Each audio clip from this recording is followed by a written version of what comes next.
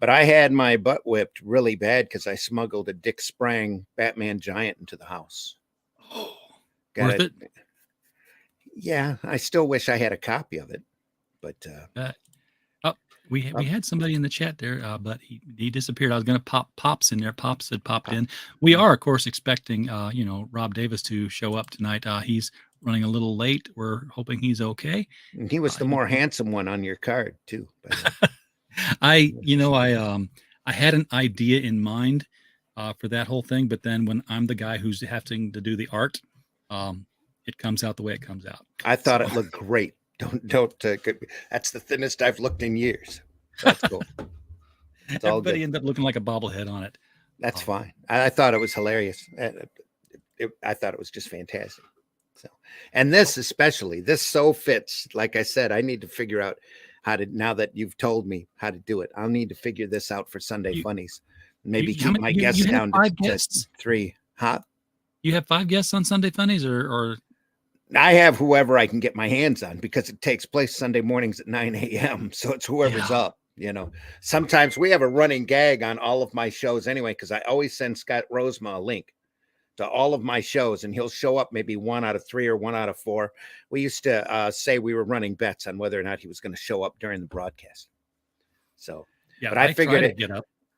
It might give people a wrong impression, like we're actually passing money around. We're not, but it's a fun running gag. Is Scott going to make it? We don't know. Anybody who's betting on Scott to show up in our last 15 minutes, guess what? You lost. That kind of thing. I try to get up for it. It's 8 o'clock at my time because I'm an hour ahead of you guys or behind you Central. Guys. Yeah. And Sunday is my one day where I don't have to start the previous night off with, hey, Siri, set my alarm for. No, not really. Oh God, she's doing it. Never mind. You're talking to Alexa. Yeah, she's always listening to me, and I thought I put enough pause between the words there, but no. Need to spend the money on the Samuel L. Jackson app for that. Oh, really? $5 a month. To ask Alexa to have Samuel L. Jackson tell you the weather. See, I don't have Alexa. I have Siri. Oh, you don't? Oh, okay. Well, Alexa has that. I'm sorry. But I didn't realize you had. But Siri does have this, and I'll share this with you. Hey Siri.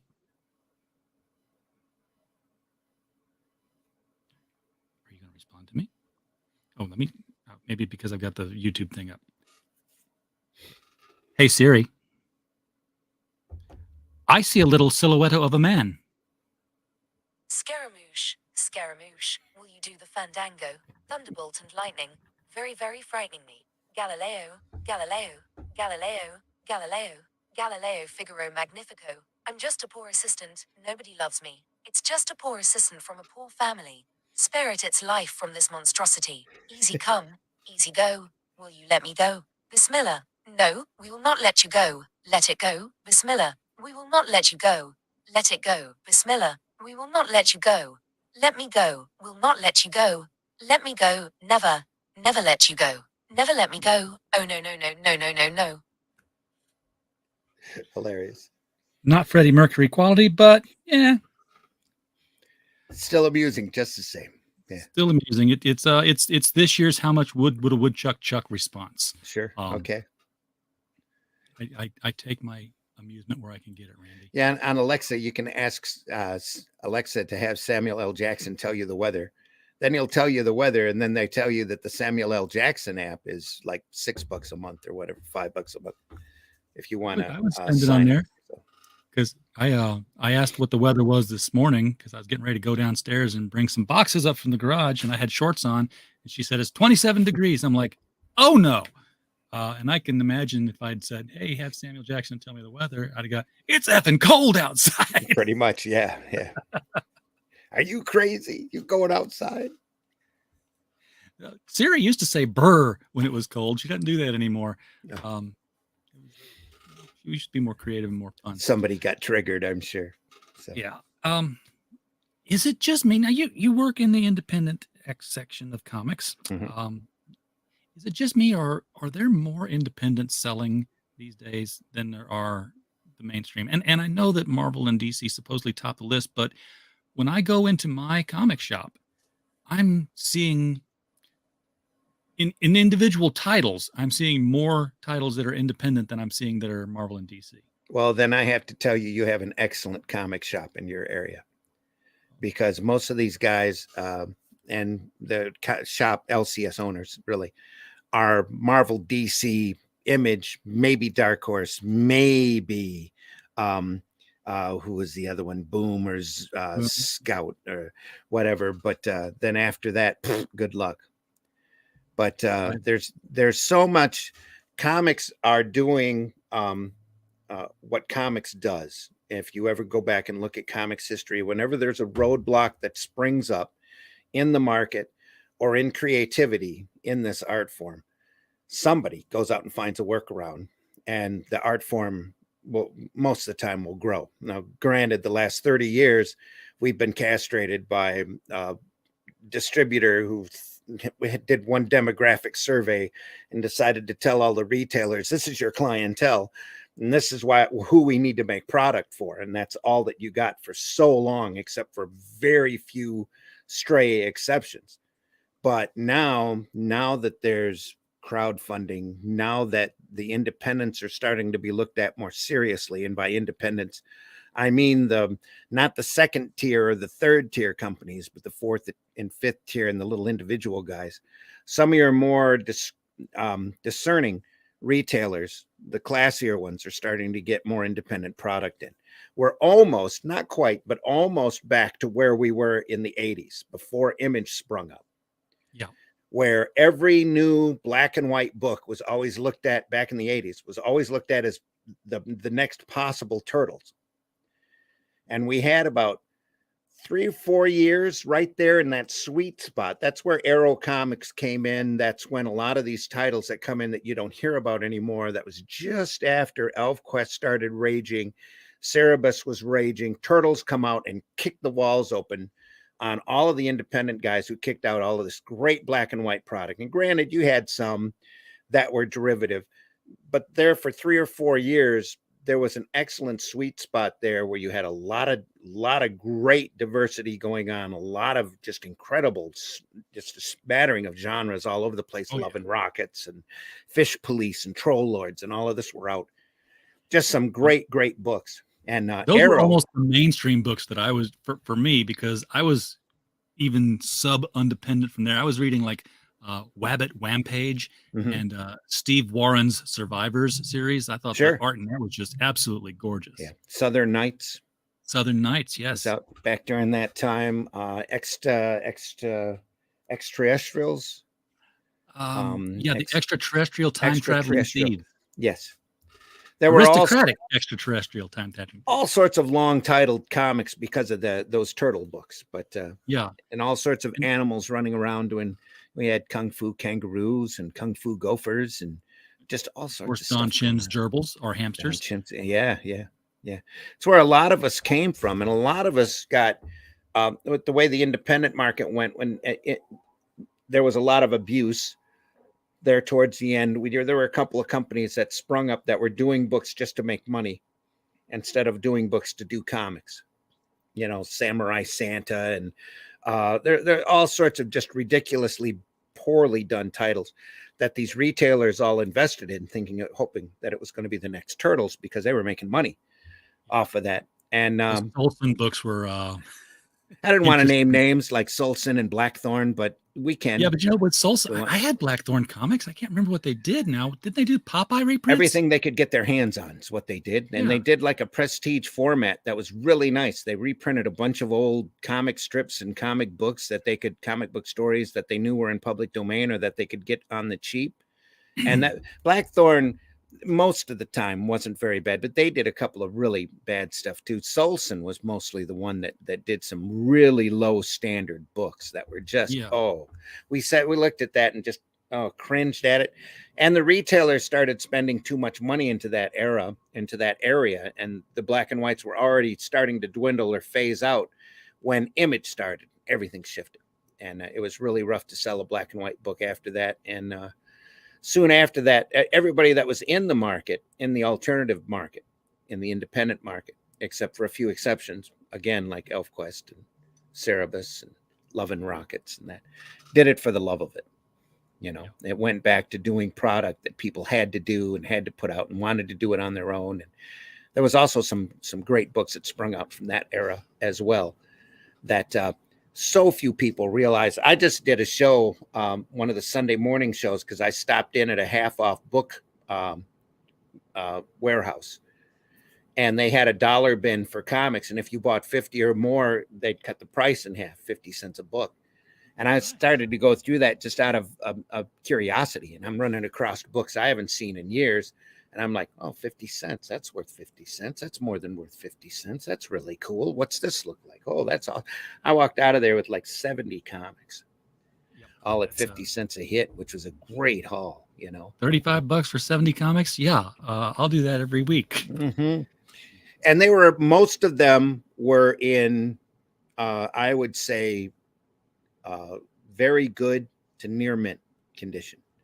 Some of them were still in plastic. Some of them were still in the original bag that they were sealed in to start with. Oh my gosh. And their spines were impeccable. Just great reading stuff. I bought them to read anyway. When you get a chance to buy Star Slammers from Malibu Comics of Walt Simonson for 50 cents a hit, done. Books like that, most of the continuity material, but a lot of the old 80s and 90s black and white material that nobody talks about anymore. I picked up the first couple of Eagles. If you remember Eagle, the first issue of Sword of the Shuriken.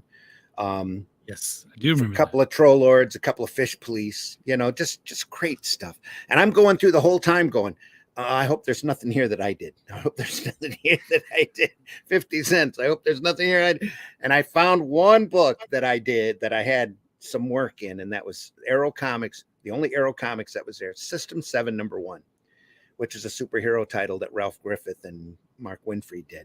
I colored the back cover on that with magic markers because we couldn't find anybody to color. Normally we used, back then, Dr. Martin Dyes, but they needed it done. We needed to get it to press before, too long. So I sat there one evening and colored it all with magic markers so that we could take it to the printer and have it printed. So the back cover colors on that was the job done. Yeah, whatever it took to get the job done, pretty much. Yeah. Yes, Mike. We in fact we just had the book up here a second ago, all in color for a dime, referencing the fact that they were 10 cents a copy, and 10 cents for a lot of pages. What a great book. If you ever run across this and you're ever curious about comic history, there's multiple chapters. Look at how this is all eaten, dog-eared, just destroyed. But I've had it since book. Yeah, I've had it since 1970, and I still look through it and still use it for reference because it's got articles in here on like Popeye, the early days of comics, Batman, Shazam, or it's Captain Marvel. We all know him as Captain Marvel. It's Captain Marvel, yes. Let's not pull any punches here.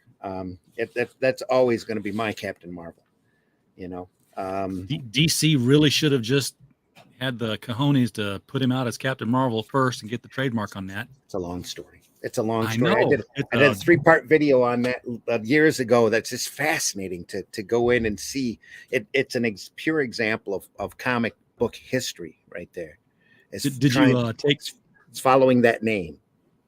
Did you take in the Split Zam character? Yeah. Now that guy was making comics to make money.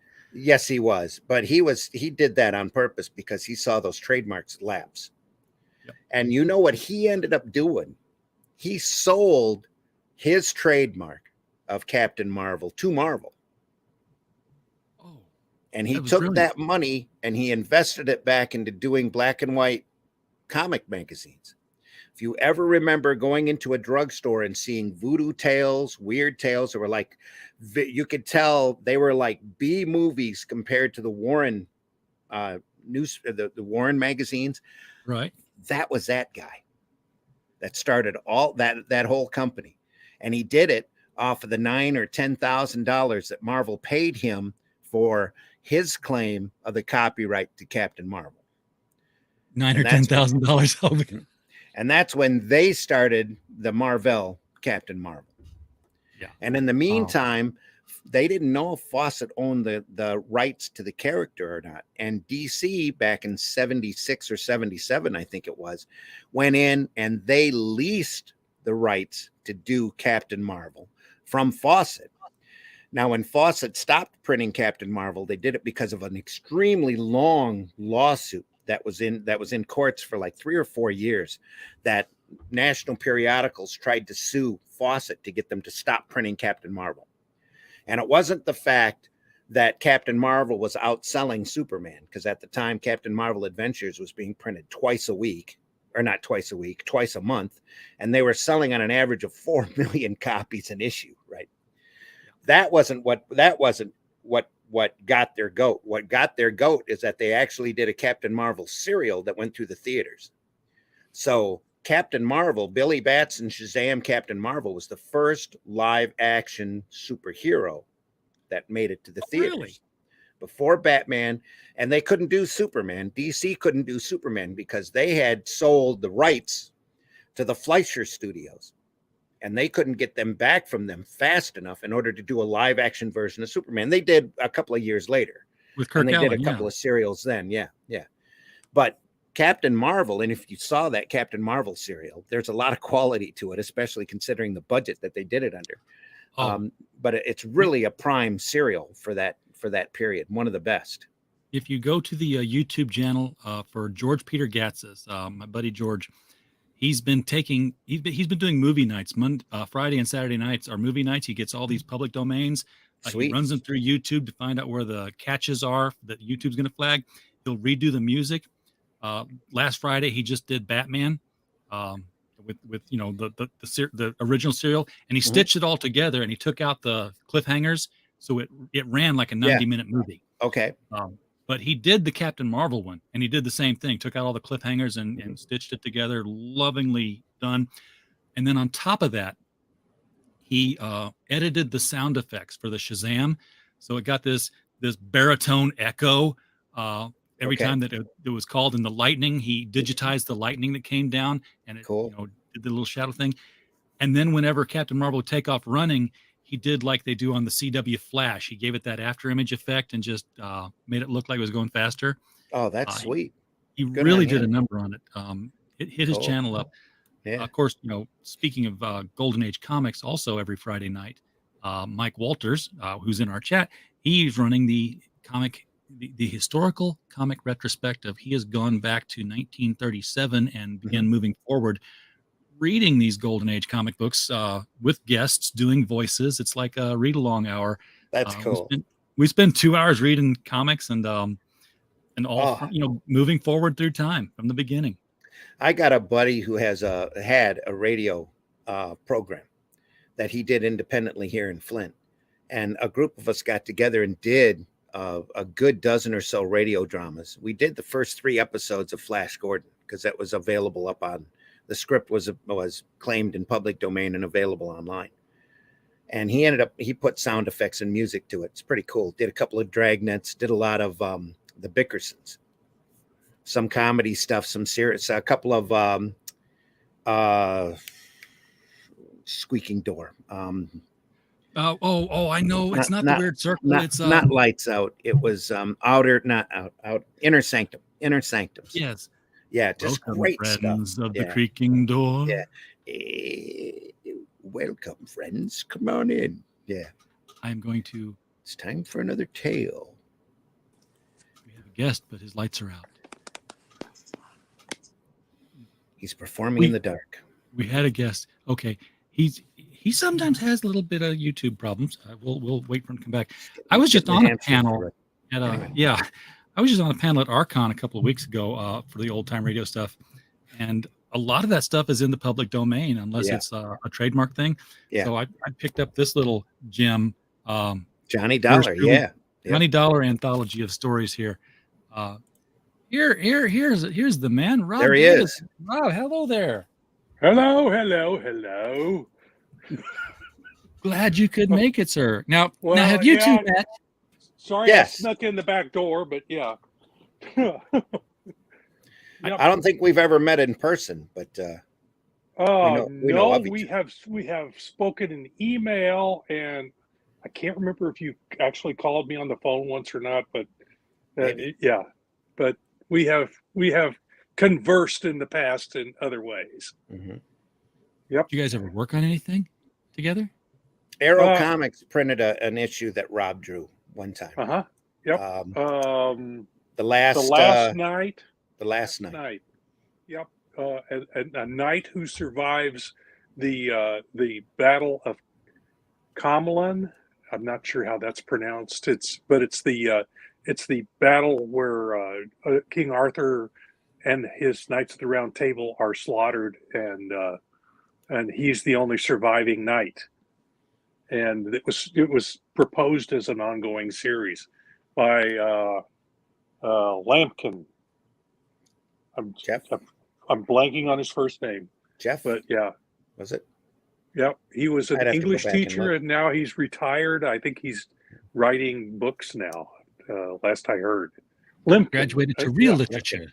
Yeah, Real literature. Yeah. Come on. Yeah. Real literature. We were talking about all these books that came out in the 80s and early 90s before the image boom. And Randy, do you remember one where there was a guy who was doing a spoof on the X-Men? And yeah, I know there were like he did the Okay. X-Mutants. There were a bunch of, post-apocalyptic. The world was, everybody looked like they were out of Judge Dredd. They were all just mutated and horrible and ugly. And he'd come up with a way of making them human again. Not just human, but, supermodel human. Sure. And then he spun that off to the New Humans.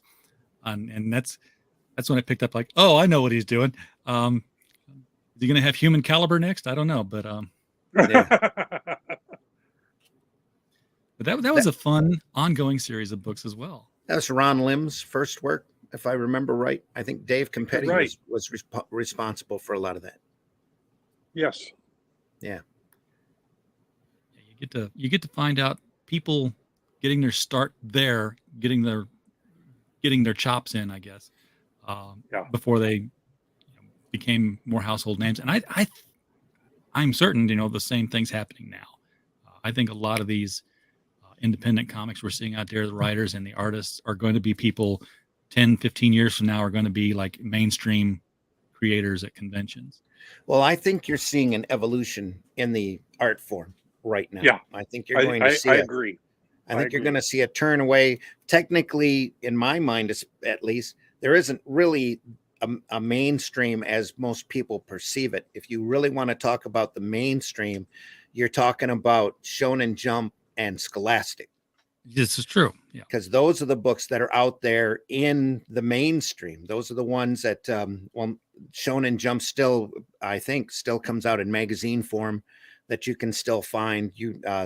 Dave Pilkey, who I'd love to get an interview with just to talk to him for an hour or two about Dog Man and the Cool Cat Comic Club. If you've never seen it, you need to find one and take a look at that, because he's doing more for comics right now, more for the art form than any of us are, because he's out telling kids that not only is it okay to do comics, but here's how you do comics. Yeah. He does comics about kids doing comics. He does. It's about other little funny animal type characters doing comics.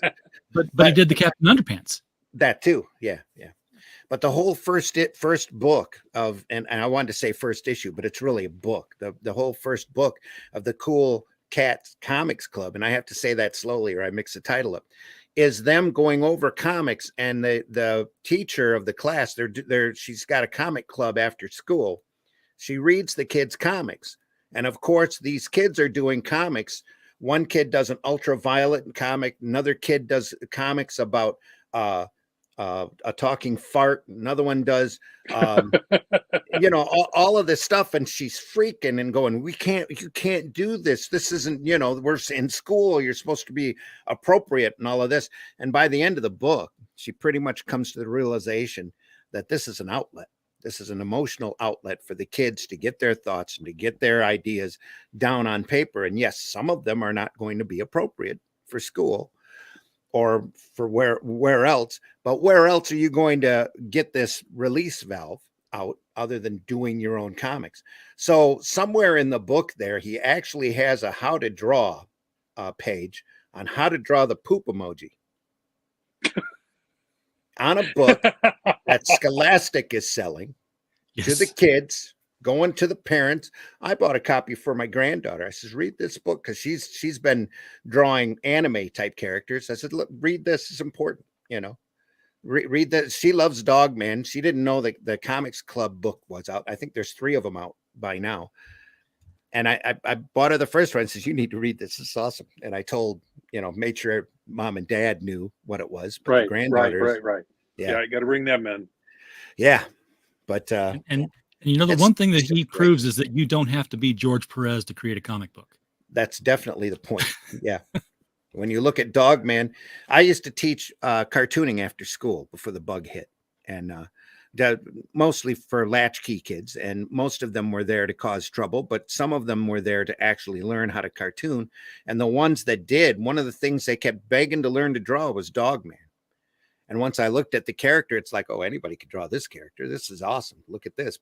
So we'd go through SpongeBob, Peppa Pig, Dogman, Finn, and the dog from Adventure Phineas. Time, and Phineas. Yeah. And Phineas and Ferb. Phineas is amazing, because I always called him Dorito Head, because he's got a triangle for a head. Yeah. That's the thing. People say, "Oh, I wish I knew how to draw." I said, "Do you write your name?" It's the same skill. Yep. It's exactly the same skill. Can you draw a triangle? Yeah. Can you draw a cylinder? If you can draw geometric shapes, you can cartoon. And that's how I learned to draw back when I got that book from my uncle. When I was 8, that broke down into basic shapes, cartoons, characters from the Lance Studios: Woody Woodpecker, Buzz Buzzard, Wally Walrus, Andy Panda, Homer Pigeon, all of those characters. And it showed the variety that you could get just off of changing a circle here, or here's how you make your character a girl. I mean, you draw Mickey a dress Mouse, on it. Here you go. Circles. Yeah, it's just circles. Yep. I mean, even his body's a circle. Yeah. So it's a bean. Body's a bean. Noodles, with noodles. Noodle arms and legs. Absolutely. And a big gloves. Yeah. Yep. That if you can draw geometric shapes, you can cartoon. Absolutely. And I used to print a newspaper locally, a comics and entertainment paper called Flint Comics. I've got a copy here, right there, that looked like that. That's our 50th issue. Actually, even in color. Cool. Actually had a George. Well, there was only certain color, and most of it was black and white. But you get it printed on a wide web press, and you get your center spreads in color. But and the outer covers in color. But the majority of the rest of it was in black and white. Yeah, but I used to sandwich everything else in the middle of it. Exactly. Yep. I used to love to print Matt Fazell in here, who does Cynical Man. Because I had these kids go, all I can draw are stick figures. And I'd pull out a copy of Cynical Man and say, hey, this guy's a genius with stick figures. You don't have to draw well in order to do comics. You just have to tell a story. Yeah, that's it. Yeah.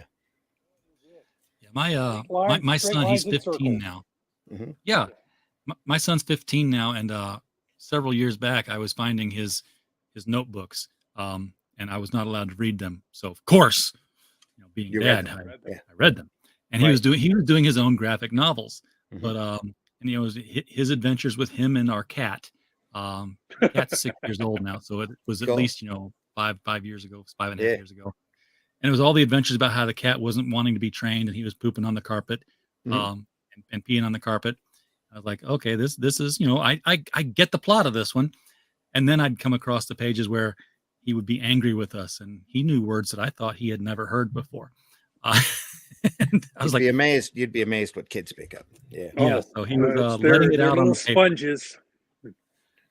10 or 12 years ago, I found a book of handwritten poetry up in our bedroom, just sitting there. The wife picked it up, must have been reading it. And I started going through and reading it. It's deep, emotional, emo poetry. And I'm like, look, who did this? She says, your daughter.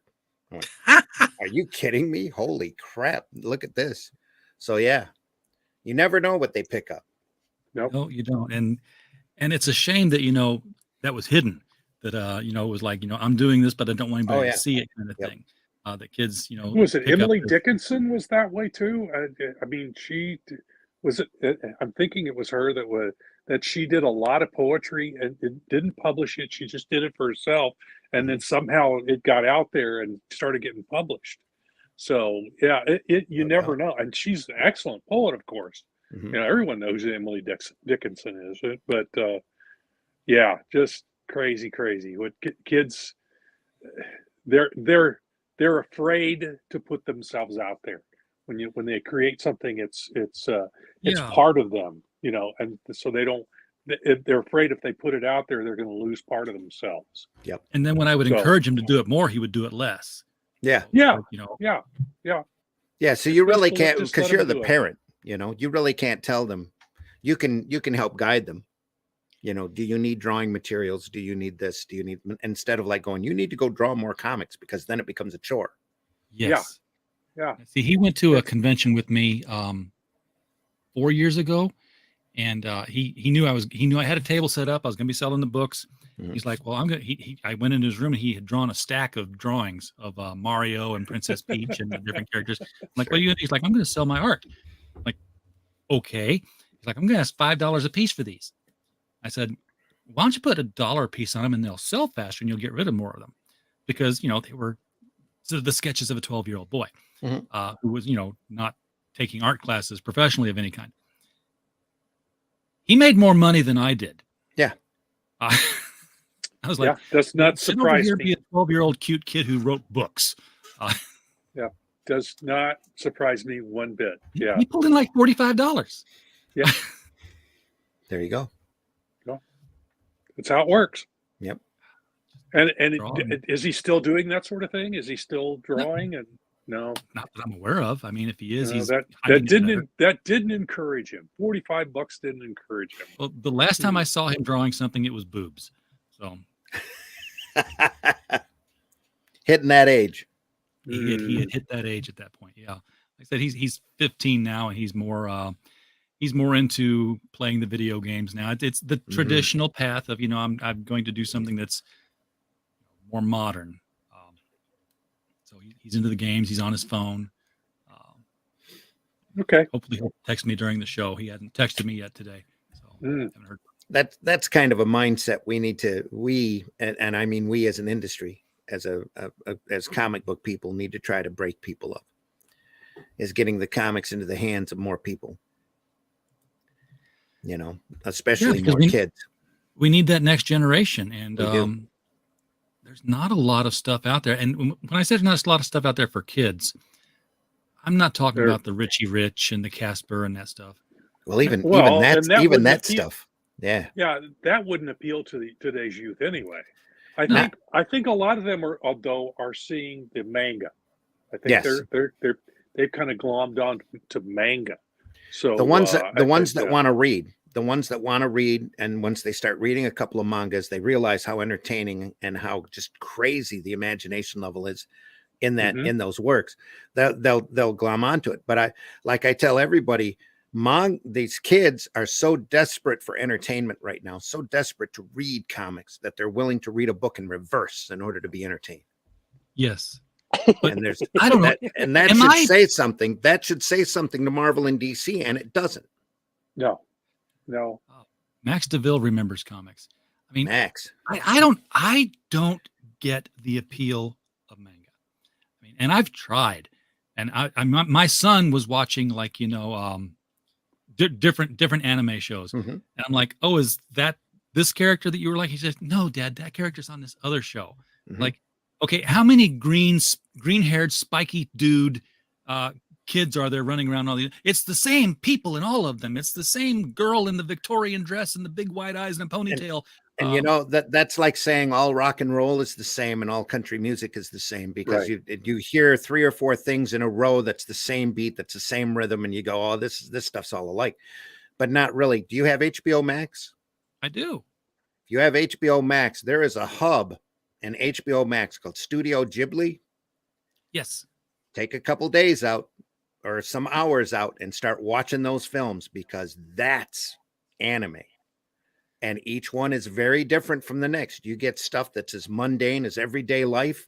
and beautifully animated, and you get some of the most wild, most imaginative stuff in there that you'll ever see. If you haven't watched Nausicaa, if you haven't seen Spirited Away, if you haven't watched Princess Mononoke, those three films especially, you have no idea the range or the imagination level these books have. Yeah. It is incredible.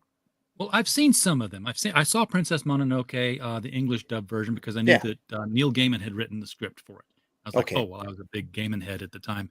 So I got that. He just wrote over the original script, that's all, and converted it into English, most of it. And I watched Death Note, the animated series. Yeah, and that's the one where I was like, this was done 3/4 of the way into it, and then it kept going. And I've seen My Neighbor Totoro. I've seen Kiki's Delivery Service, and I'm still like, that's the same little girl in both those films. It's the same studio drawing the same type of female. Yes, right. Yeah, it's It's not necessarily the same character. It's the same look. I know. Yeah, it's a style, Mm-hmm. more or less. Yeah, and there are iconic types of characters. Yeah. So in order to get that particular character into the story, you have to draw it looking like this, and they have a certain type of personality. So, but is it the story? Is it the style of the characters that makes it popular? Because if so, I've seen DC and Marvel try to do their comics in manga style to cash in on that, and it not work. Pale imitations to some of these works. Well, it's what I go back to all the time. It's the story. Yeah. It's the story. If you haven't seen Nausicaa, take a couple hours out and watch it. It's an amazingly imaginative work. If you ever get a chance to start watching Attack on Titan animated, definitely watch it. It's a little weird. You'll sit there and you go, what's this? These guys are swinging on ropes and attacking these giant things that are attacking them that look like humans with no skin. What is this? But it's great. I mean, the entire story on it just barely scratches the surface of the actual mangas that are out, but they're still fantastic viewing. Just great properties. And it all comes back. This is all stuff that American comics, when they first started, inspired, knocked over to Japan. Japan took their culture, their kenjei, which is lettering. Their language over there is in pictures as it is, so it's a natural blending for them to mix their language with the comics, with the tropes or the icons that we started here, and develop their own version of sequential art that they've just run rampant on. And the last time I knew, they were still printing more manga over there than they print toilet paper. Yeah. Wow. Yeah, because I do know that everybody reads them. And everybody reads them. Yeah. Everybody reads them. And there's books out there for everybody. There's stories about golfing, stories about fly fishing, deeply romantic stories, hardcore sexual stories for all age ranges, and everything that you can imagine is available in manga. Yeah, when I heard the numbers that they had for, what was it, Demon Hunter, the last issue? It was like 30 million copies or 80 million copies that sold. I did a quick query on what's the population of Japan, and it was like 2/3 of the population of Japan had bought a copy of this book. I'm like, there are CEOs of companies who have this book in the top drawer of their desk, reading it on their lunch hour. They're reading manga on the train on the way to work. Yeah. Yeah. Yeah. But you get outside of the States or outside of North America in general, Mexico is a little crazy for comics as well. Anybody who's a sequential artist anywhere else but here in Canada are treated as artists over there. These people are creators, and they're looked upon as fine artists. And so you have whole studios over there that people are, incredibly passionate about. Attack on Titan is a great example, because over here, you read it, it's really imaginative. It's a really crazy story. Over in Japan, they consider that to be one of the lesser works, because the guy isn't quite up to snuff to the quality level of some of these other guys that have produced other works, or that studio in general. Because a lot of this stuff's all done with a couple of apprentices and people, Yeah, they usually just have a just going studio. crazy. Yeah. They have a bullpen working on it. They have one person doing backgrounds, and then they're doing this series of characters. Yeah, yeah. They just have a whole bullpen of folks working on stuff. But the thing And that they've really never had the sells, it's the stigma. imagination level. A Mhm. Yeah. lot. Yeah. It's And they've just never some of had the these stuff is stigma on incredible. it because it's adults Right. were reading it from the very Yep. beginning. Right. Well, And ever since we we didn't had have they didn't have a congressional inquiry into juvenile exactly. delinquency in comics, which is Mhm. what essentially destroyed the American comics industry. But Some jerk decided that he was going to oh yeah. demonize comics, and he was successful at it. Well, I think there's a whole big, lot longer, lot deeper story behind that ties back all the way back, I think, to Moulton and Wonder Woman, to tell you the truth.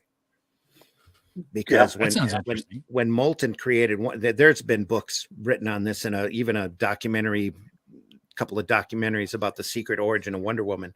The guy who created Wonder Woman realized the power that sequential art could have, and Mhm. said, I can do this. We can do that. We can do this.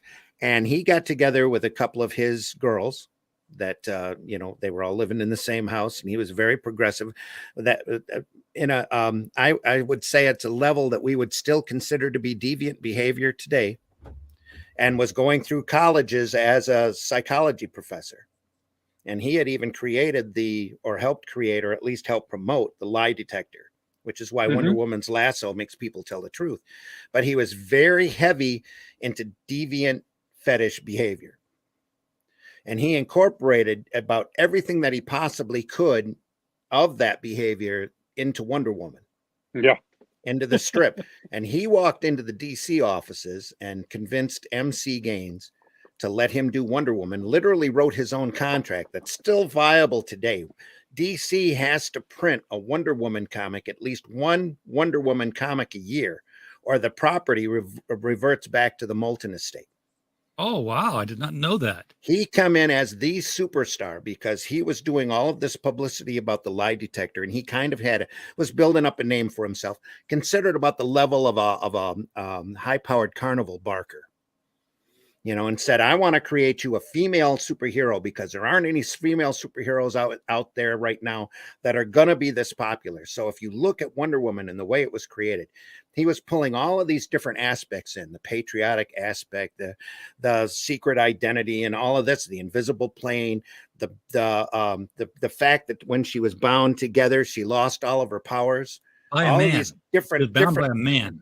different levels of bondage that ran through the strip. He only was, and he was the sole controller of the strip while he was alive. He ended up passing of cancer like 3 or 4 years into it, and his assistants carried on for a few years after that. And then they reverted the property over to DC, and they took it from there and turned it into what it has become today.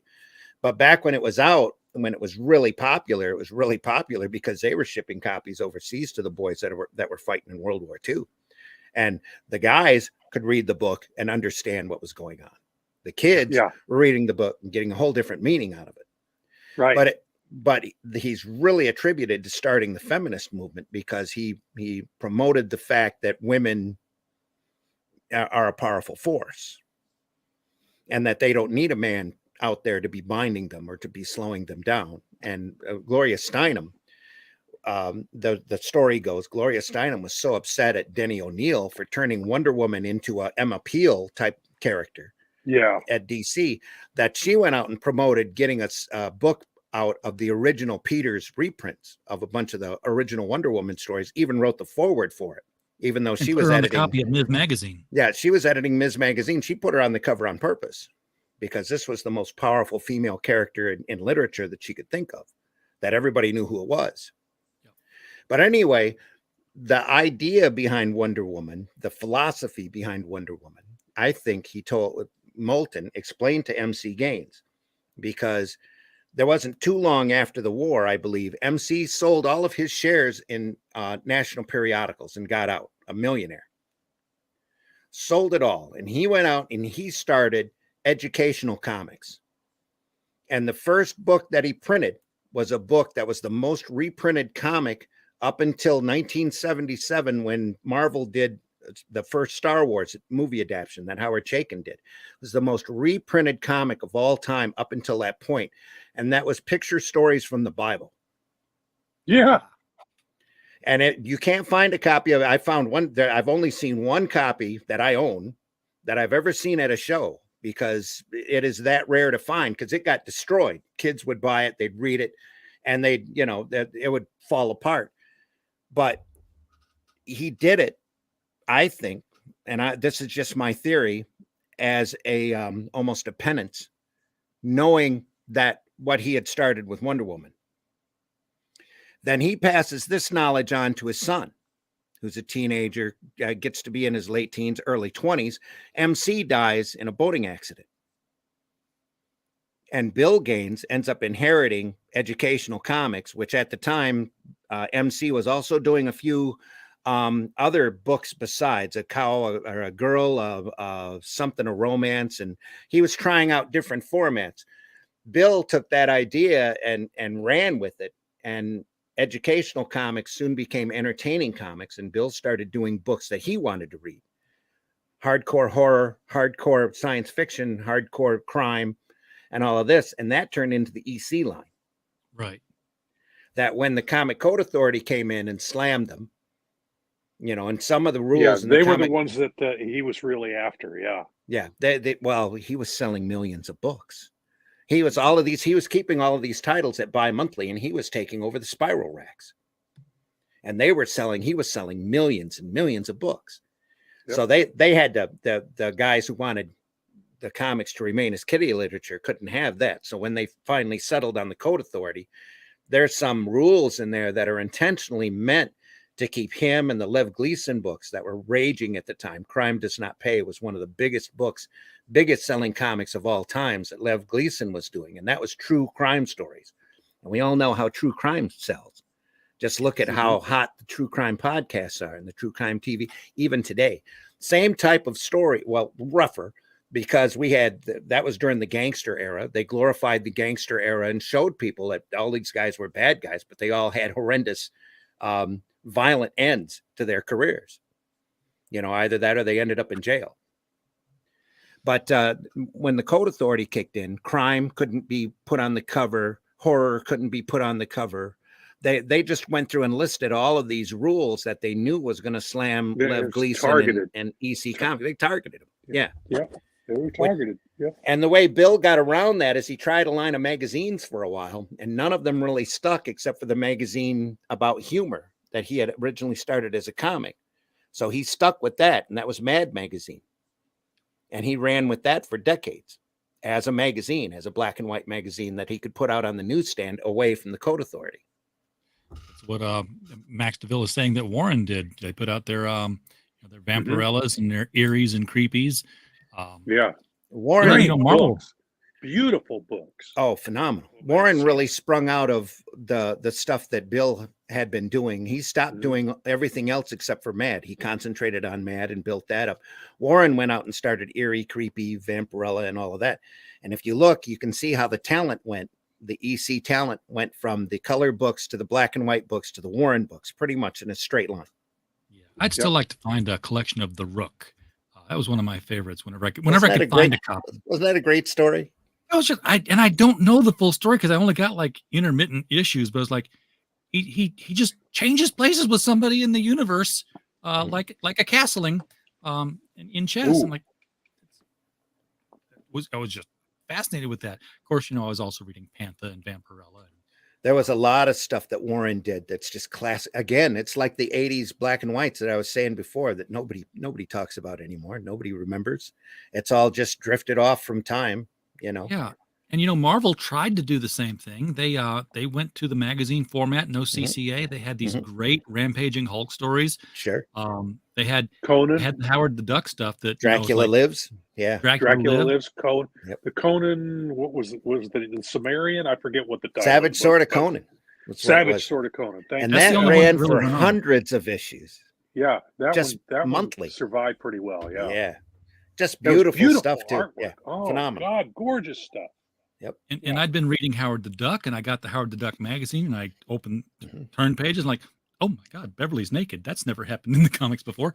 And it'll never happen again. But anyway, No, it did not. But No. there she wasn't, and not only that, but like she's plain as day sleeping with Howard. Made known. I'm like, that's kind of weird. Okay. But Yeah, that raised some eyebrows. Yeah. yeah. Well, not a lot of people paid much attention to Howard. That's why he didn't last very long. Yeah. But when Steve Gerber had him and Gene Colan was drawing him back in the original comics, it's Oh just my some, gosh. Yeah, some that was incredibly great stuff. classically written stuff, because Steve Gerber was writing on an entirely different level than where most people think. Yeah. And they kicked that out in an Essentials. That's just incredible. You sit there and you read that stuff in a row and you go, Steve Gerber, what were you smoking? Just some crazy imaginative, just spooferific, I guess, just phenomenal satirical stuff. But and a lot again, of the stuff was, very few people even talk about that anymore. So if you ever get a chance to see that Essentials, buy it. I've got to look for it. I can't remember if it was Marvel Premiere. I know they had Marvel Premiere's Man God, which was, the Philip Wiley Gladiator story told in comic book format. Yeah. Yep. But there was one that was an anthology of science fiction stories that were just unknown worlds of science fiction. That was Marvel? Yes. Okay, that was Marvel. They did one. It was called Ecce Homo. And it was this guy in Michael Moorcock. Was that him? Michael Moorcock wrote that. Yes. Oh my gosh, that was the third issue of that magazine has a phenomenal adaptation of Repent Harlequin Cried the TikTok Man that was written by Harlan Ellison and drawn by Alex Nino. That is just amazing sequential art, just beautifully done. Second issue has an adaptation of War Toy in it, which is about a robot soldier that George Perez drew. Again, just phenomenal stuff. Just as George was coming into Marvel. Yeah. Just beautifully done material.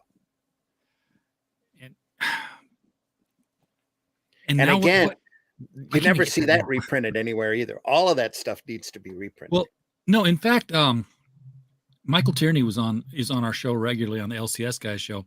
And he talks about, there was no vision for reprinting material back when they were doing this. Yeah. He was taking things out of his 50-cent bin that weren't selling and get like a run of 12. And he was stripping them and rebinding them because he was a journeyman printer and selling them as collections, and they couldn't stay on the shelves long enough. Yep. And he said, he gave it to the idea. It's like, hey, do you mind if I'm doing this with your books? And they're like, aftermarket, you can do what you want with them. We don't care. It's, we're not going to do it.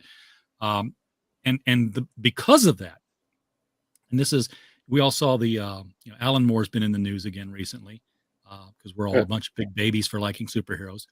But everyone knows that, Alan Moore's kind of bitter over Watchmen because the characters were supposed to revert to him as soon as DC let the thing, as soon as it went out of print. Right. It's never been out of print. It's never been out of print and never will be because it sells. But it's here's the same thing. It's the same thing as that Wonder Woman contract, and he should have known better. Yes. But here's the thing about not to disparage Alan Moore, because I have high respect for his work, but he should have known. He should have known DC would keep that in print if they thought they could make any money off of it whatsoever. Oh yeah. Yeah, but here's the thing about this: because DC and Marvel too had no vision for the reprint market. Mm-hmm. Alan Moore is still making first print royalties off of every copy of Watchmen that sells. Yeah. And because at the same time, the same goes for Frank Miller. Frank Miller was the highest paid Batman writer at DC through the entire 90s and never wrote a single Batman issue in the 90s because it was all that Dark Knight and Year One trade paperback reprinting. Yep. So to complain that I don't get my characters back, I'm like, you can't do anything with them anyway because you finished the story and you killed off, the best ones, and you're making Jack. So your complaints ring a little hollow. Well, he's complaining all the way to the bank. Yes, exactly.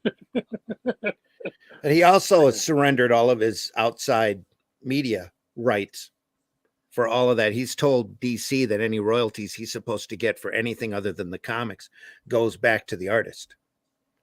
Well, I remember reading somewhere Steve Bissette said that he walked to his mailbox one time and there was a huge check and for Constantine, when Keanu Reeves did the Constantine movie, that just came in out of the blue, and he had to track down, he had to call DC and ask him what it was for, because he didn't think that, you know, he should cash it unless it was really his.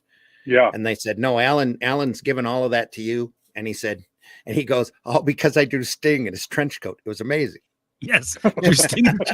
Yeah. That was the good Constantine, though. I love that version. Yeah. I do remember when League of Extraordinary Gentlemen came out.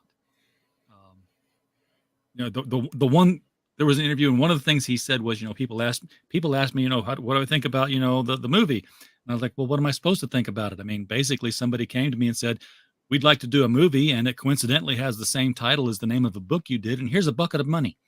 So, you know, I was like, go do what you want, and I took the money.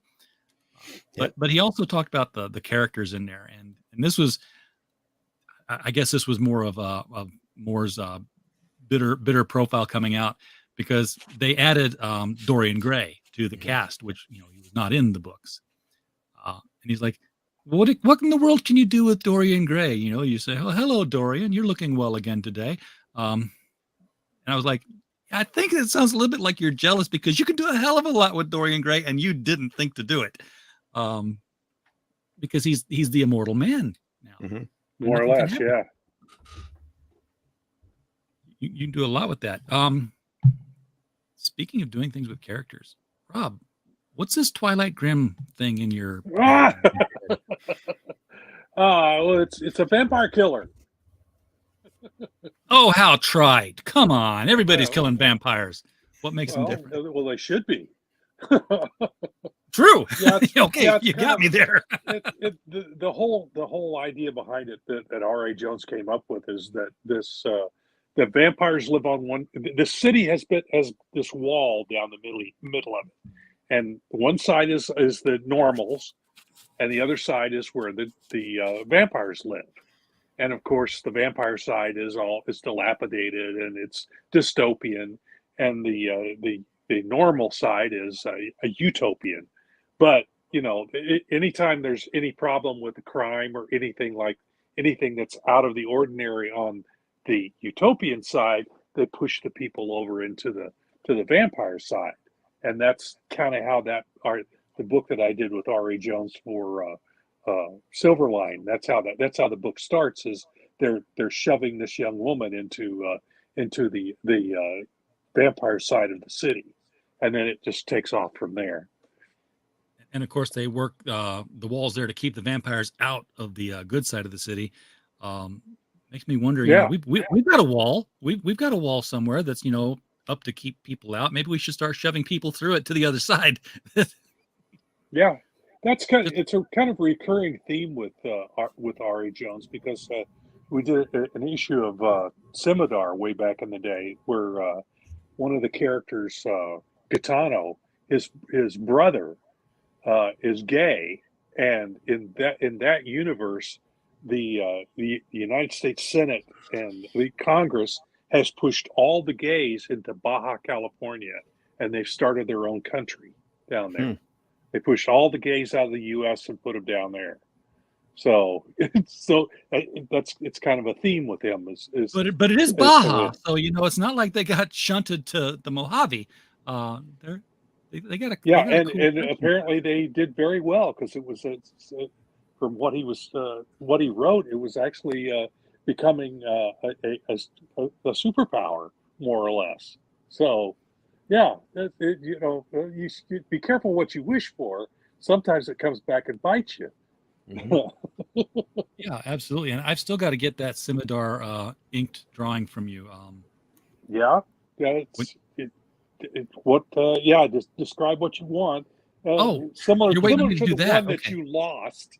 Was it a spouse who did away with it? Is that what it was? Or Randy, the story was this. I met Rob at a convention. Sounded like there was a story there. Yeah, go ahead. Yeah. 88, 89. I'd gone up to him and said, "Hey, draw me Scimitar." And it was he said, "You know, do you want it regular or nude?" I'm like, "I'll go for the nude." And I show up at the end of the con, and Rob is like tired, bags under his eyes. He's been drawing the whole time. I've been drawing my brains out all weekend. Yes. And he hands me this scimitar with like a swimsuit on and everything. And I'm looking at him like, okay, cool, thanks. And he's like, what's wrong? I was like, well, you'd asked me if I wanted the nude one. I said, yes, but this is cool. Because I was, 19, 20. And he's like, I'll redraw it. Meanwhile, at the other side of the table, there's a guy holding his scimitar going, I can't have this at home. I'm like, what's the matter? Like, well, I asked for one that was dressed and this one's all nude. Rob was getting ready to draw them both over again because he was so tired. I'm like, why don't we just switch and you're done? And here we go. Yeah, they just switched it. Yeah, I after you told that story the last time we spoke, I went, I vaguely remember that, but that was a rough weekend. It had to have been. It was. It was hot. I may have even been in my Joker costume. Oh, okay. Well, no wonder I don't recognize you then. Yeah. Well, if you remember the Joker, because no one was doing cosplay, and when the Batman movie came out, I'm like, I'm gonna be like these Star Trek people. I've got, I bought a white suit and I ran it through the washing machine 70 times with Rit purple to dye it up. And I had an orange shirt, and the only thing I had official was the hat that Spencer sold, which was the Jack Nicholson hat. I did the white makeup, I found a green scarf that I tied into a kind of a tie thing. Okay, yeah, I seem to remember that. Yeah, there I was. Of course, we're talking about the 1980s, and we're talking quite a while ago. I'm surprised any of my brain cells keep any of that anymore. There you go. I've got photos around of me with Dick Sprang, with me with Dick Giordano and Denny O'Neil, all in the costume. Jim Aparo. It was fun, but nobody else was dressing up. I miss Dick Giordano. When he was essentially running DC, there was some cool stuff coming out from DC when he was there. Yep. It was definitely the high point for DC. Wow, that was cool stuff. This kind of leads into Max's question in the chat here is that, comics rarely make money. Writers and artists are rarely appreciated. Why do we keep doing it? What makes you do another one? We're crazy. little touched. Well, it's it really comes down to telling stories, just like we do here in podcasting. I tell everybody that once you hold that first book in your hand, and you have to, the first book that you get, you hold in your hand, you open it up, you smell it, you even smell it, and that's when you decide at that point, I'm going to do this the rest of my life. I don't care if I make money at it or not. I'm still going to do it. Yep. And all through the 90s and 2000s and up to 2010, 12 or 15 in there, that's what we did. We had to do it. When I printed Arrow comics in black and white for a long time, and a lot of people like Rob, I was able to print and never made any money. I never made a dime on that. No, and neither did I. Actually, we lost money. He sent me copies. I sold them at shows. There you go. I've still got some. Got some. Okay, I was going to make sure. Anytime you need more, because back then, I still have a few. I don't think I have. I might not have a whole case of it, but I think I've got a stack about. I've got enough to match that stack at least. Okay, but anyway, because back then you had to order. If you ordered 3,000 copies, you got it at a decent price point. Mm-hmm. But even at that price point, you still had to sell 800 copies through Diamond in order to break even. Just to break. That doesn't count the ad that you ran for it or any of the shipping or anything like that. That's just on your printing costs. Well, Diamond at that point was literally dedicated to chasing off anybody in the green section that they possibly could. And we were constantly butting heads with Diamond. You didn't do this. You didn't do that. And Diamond would always come back with we can do whatever we want. You send us your solicitation. We can edit it however you want or however we want. You send us the picture of the cover. We can print it however we want, wherever we want. It's all up to us. You send us money for an ad. We can put that wherever we want, whenever we want. So we could send them an ad and hope it gets around the Arrow section and end up, back in the toy section or whatever. And that happened constantly. And there were a lot of books that Arrow was printing at the time where that was little small hits. We'd be selling 600 copies. Our break even was 800 copies. So we'd go to press with it anyway and print it anyway in the hopes that people would find it, catch a hold of it and buy more copies. And what usually happened is I ended up with cases here in the basement. Sure. And of course, Diamond would cancel you, before you had a chance to finish runs a lot of times. So, you'd have exactly. It 4 got to the series that never got out. They started enforcing their minimums, and then they literally started telling us what books we could or couldn't print by what they were going to solicit for and not solicit for. And that was it for me. About 2003, 2002, somewhere in the early 2000s, decided I was not going to print comics anymore. Did a couple of graphic novels and butted heads with them again. Did a War of the Worlds collection. Tried to get them to take a collection of odd superhero stories that I had put together. And after 6 months of trying to get the rep to answer my call, because every issue of previews that come out, we'd look for it. It wasn't there. Look for it. Wasn't there. The rep finally told us they didn't want to carry the book because it was superheroes and it was in black and white. Nobody wanted to buy it. That was exactly their response. They decided that nobody would buy it. They decided. Not That's that exactly they right. solicited it and nobody bought it. They decided nobody would buy it. That's Diamond. That was it for me. So I got out for a few years, and then I started printing my own newspaper that I could control, that I circulated locally, sold ads in order to make money off of it. And it was rather successful for quite a few years until the Flint water crisis happened and all of our advertising dollars, excuse the pun, dried up. So Max has a bit of a depressing follow-up on that. He's like, heard today that Wally Wood supposedly once said, if I had the chance to do it all over again, I'd cut both my hands off. And months later, he had killed himself. Wood was rather tragic at the end. And I think alcohol and other things were involved with that. That when you change your body chemistry like that. But yeah, if he were alive today, I think he would either be very successful, because now you can print as few or as many as you want and sell them at conventions, which is what I do on print on demand. People like Kablam, Comixology, if you want to deal with Amazon.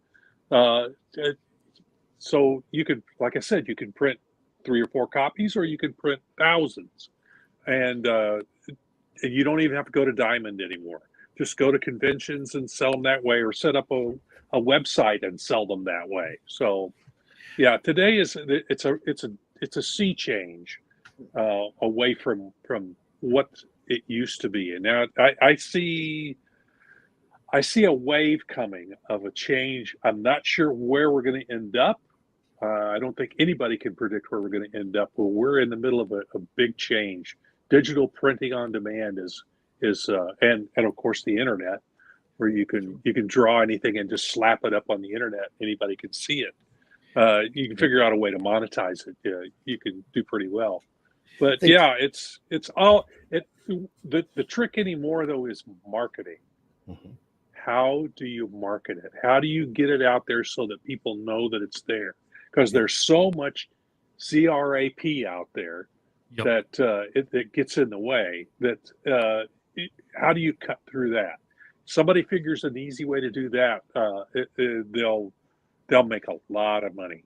Well, I tell people, so many people create a comic book, and who do they try to sell it to? They try to sell it to people who buy comic books. I'm like, they're already buying comic books. Let them know that it's there, and then you've done your job. But I'm like, if you're doing, I had one girl was doing this. The book was called Lore. Maybe you've heard of it, and it was this sex dungeon comic. The devil's running a sex dungeon. It's a trap, and there's a key and all that stuff. And she asked me, she's like, I'm not making any headway with the comic book people. I'm like, you're in the wrong area. Go talk to the people who were, having these communities about that lifestyle and say, hey, there's a comic book about this lifestyle, and you'll sell it, because they're already into the thing you're talking about, not the medium. They're into the message.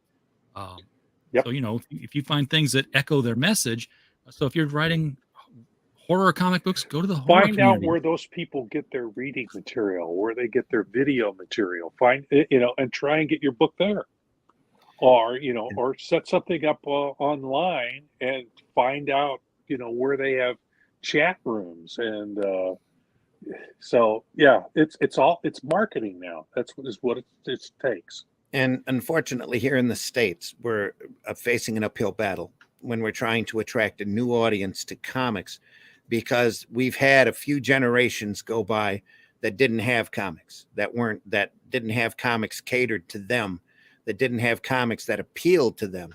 Mm-hmm. So they've gone out and they found video games, they found manga, they found anywhere else, any type of other entertainment. And like I said, they're still so starved. Scholastic is now outselling the majority of the graphic novels that anybody else puts out, and Scholastic sells them to the schools, and they're aimed at a younger audience. And there's a lot of people out there that are doing that level of material out there now that are doing beautiful hardbound books that you're seeing at Sam's Club, at Walmart, at all of the big box stores outside of the retail market. And if they do give it to the retail market, then they have to deal with Diamond. And unless they're big like Scholastic, Diamond's going to give them the hardest time that you could possibly imagine, because that's not a type of product that they want to sell, even though they're charging $15 a book. And the price point on that is all up, and it's good for retailers to carry those books. Sometimes I wonder if the reason the Scholastic books are selling in the numbers they are is it because the stories are that entertaining, or is it because Scholastic has a decades-long entrenched distribution channel? Yeah, well, it's multiple decades, but the thing that's selling those books is remember how Scholastic got started. Doing graphic novel work. They got started by reprinting Bone. Yes, they did. Which is a high quality, independent, alternative comic that got out there and got in front of a bunch of eyes. They figured out how to market that using that title. And they figured out, yes, there's not just a market here for kids through their Scholastic system to read comics, but they want to read it desperately. So then you saw, and if you look at Captain Underpants technically isn't a graphic novel, but Dave Pilkey was really happy to convert over and do his next project, Dogman, as a graphic novel. Because Scholastic was selling that. They probably mentioned to Pilkey, hey, we're selling these many copies of Bones. If you were to come up with an original property and aim it at kids and make sure, even make it look like a kid had drawn it, we'd sell the heck out of it. So boom, here comes Dogman. And now you get all sorts of stuff. Let me show you. Kid drawn cartoons. I mean, the Wimpy Kid books are same thing. Another one. Yeah. And you look inside of a Dogman book, and I'm figuring that he can draw like a dozen to 20 pages of that baby a day. I've heard that Dave Pilkey goes off and sits in a cave. I'm not, literally sits in a cave and meditates about his next book. I wonder where he's at. He might be in Kentucky. He might be around Mammoth Cave area. Here's a copy of Cat Kid Comic Club. On purpose. On purpose. Oh. But you go and you look at that. You look at the artwork. It's about as simplistic as you can imagine. He's probably got a couple of templates done up in Photoshop or Clip Studio and just tears right through it. Yeah, I bet. I think the biggest time spent is in writing on the book and doing the actual book. He just, everything's hand lettered. I don't even think he uses Ames lettering guide, tell you the truth. Not that any of the kids nowadays would know what that is, but anyway. Nope. We just use Comic Sans and type it in, Randy. I don't think that's even, I don't even think that's Comic Sans. Comic Sans. Ooh. Yeah, really. But yeah, here he's got all of these kids still do their own comics. Here's the Underwear Wolves. Just ingenious I am laughing stuff. at that. Like I said, the majority of the creativity there is all in the writing, and the kids read that stuff and just eat it up. Doesn't matter what it looks like. Doesn't have to look like, Art Adams drew it, because that definitely doesn't look like Art Adams. No. But they're selling 250,000 copies every issue, minimal, of a 15-page or $15 hardcover book. And there's Barb. I ran across one, Barb the Barbarian. Yeah, Barb the Last Berserker. That was available at Sam's Club. Also in a graphic novel format. And I talk about the simplicity of the drawings of the Dave Pilkey stuff and stuff, Mm-hmm. but they do. On the other end of the spectrum, they've got Kazu Kabuishi, who's doing the Amulet series, and that stuff is just some exquisitely drawn artwork. So total variety. Yeah, variety. That's They've what got they're something after. for everybody. Yep. But how do you attract a large audience? You throw out as much variety as you possibly can. We need to figure out, we as a creative community, need to figure out how to get that into the hands of everybody. Material not necessarily aimed at kids, but just a larger base of comic book material, because these retailers are shrinking every day. There's more of these guys going away all the time. Pardon? More Batman books will save the industry. Well, that's that's DC's I look at previews. I go through every month and pick out maybe 5 or 6 books to out of previews, and I go to the DC section, and here's 3 or 4 pages of Batman stuff, and I'm going, that's why being generous. are we having all these books about one character? Because that's the only books that sell. No, BS. For DC. Seriously, that's the only book they think they can sell. Yeah, there's a big difference. Yes. Yeah. Well, it's what the numbers are saying. So the bean counter is saying, look, out of the top 50 books, the top 10 were Batman. So obviously we want to do those more bean counters need to go back to school, because you try different stuff. You throw stuff out there and see what else might sell, rather than just retread the same stuff over and over again. Use that same character. It's an idea that everybody knows except for those executives. I just saw a spot on Good Morning America today that had Dwayne Johnson on, pushing the Black Adam movie. Mm-hmm. And one of the things he said is, DC's got a rich library of thousands of characters, and I went through and found the one that looked like me. Yeah.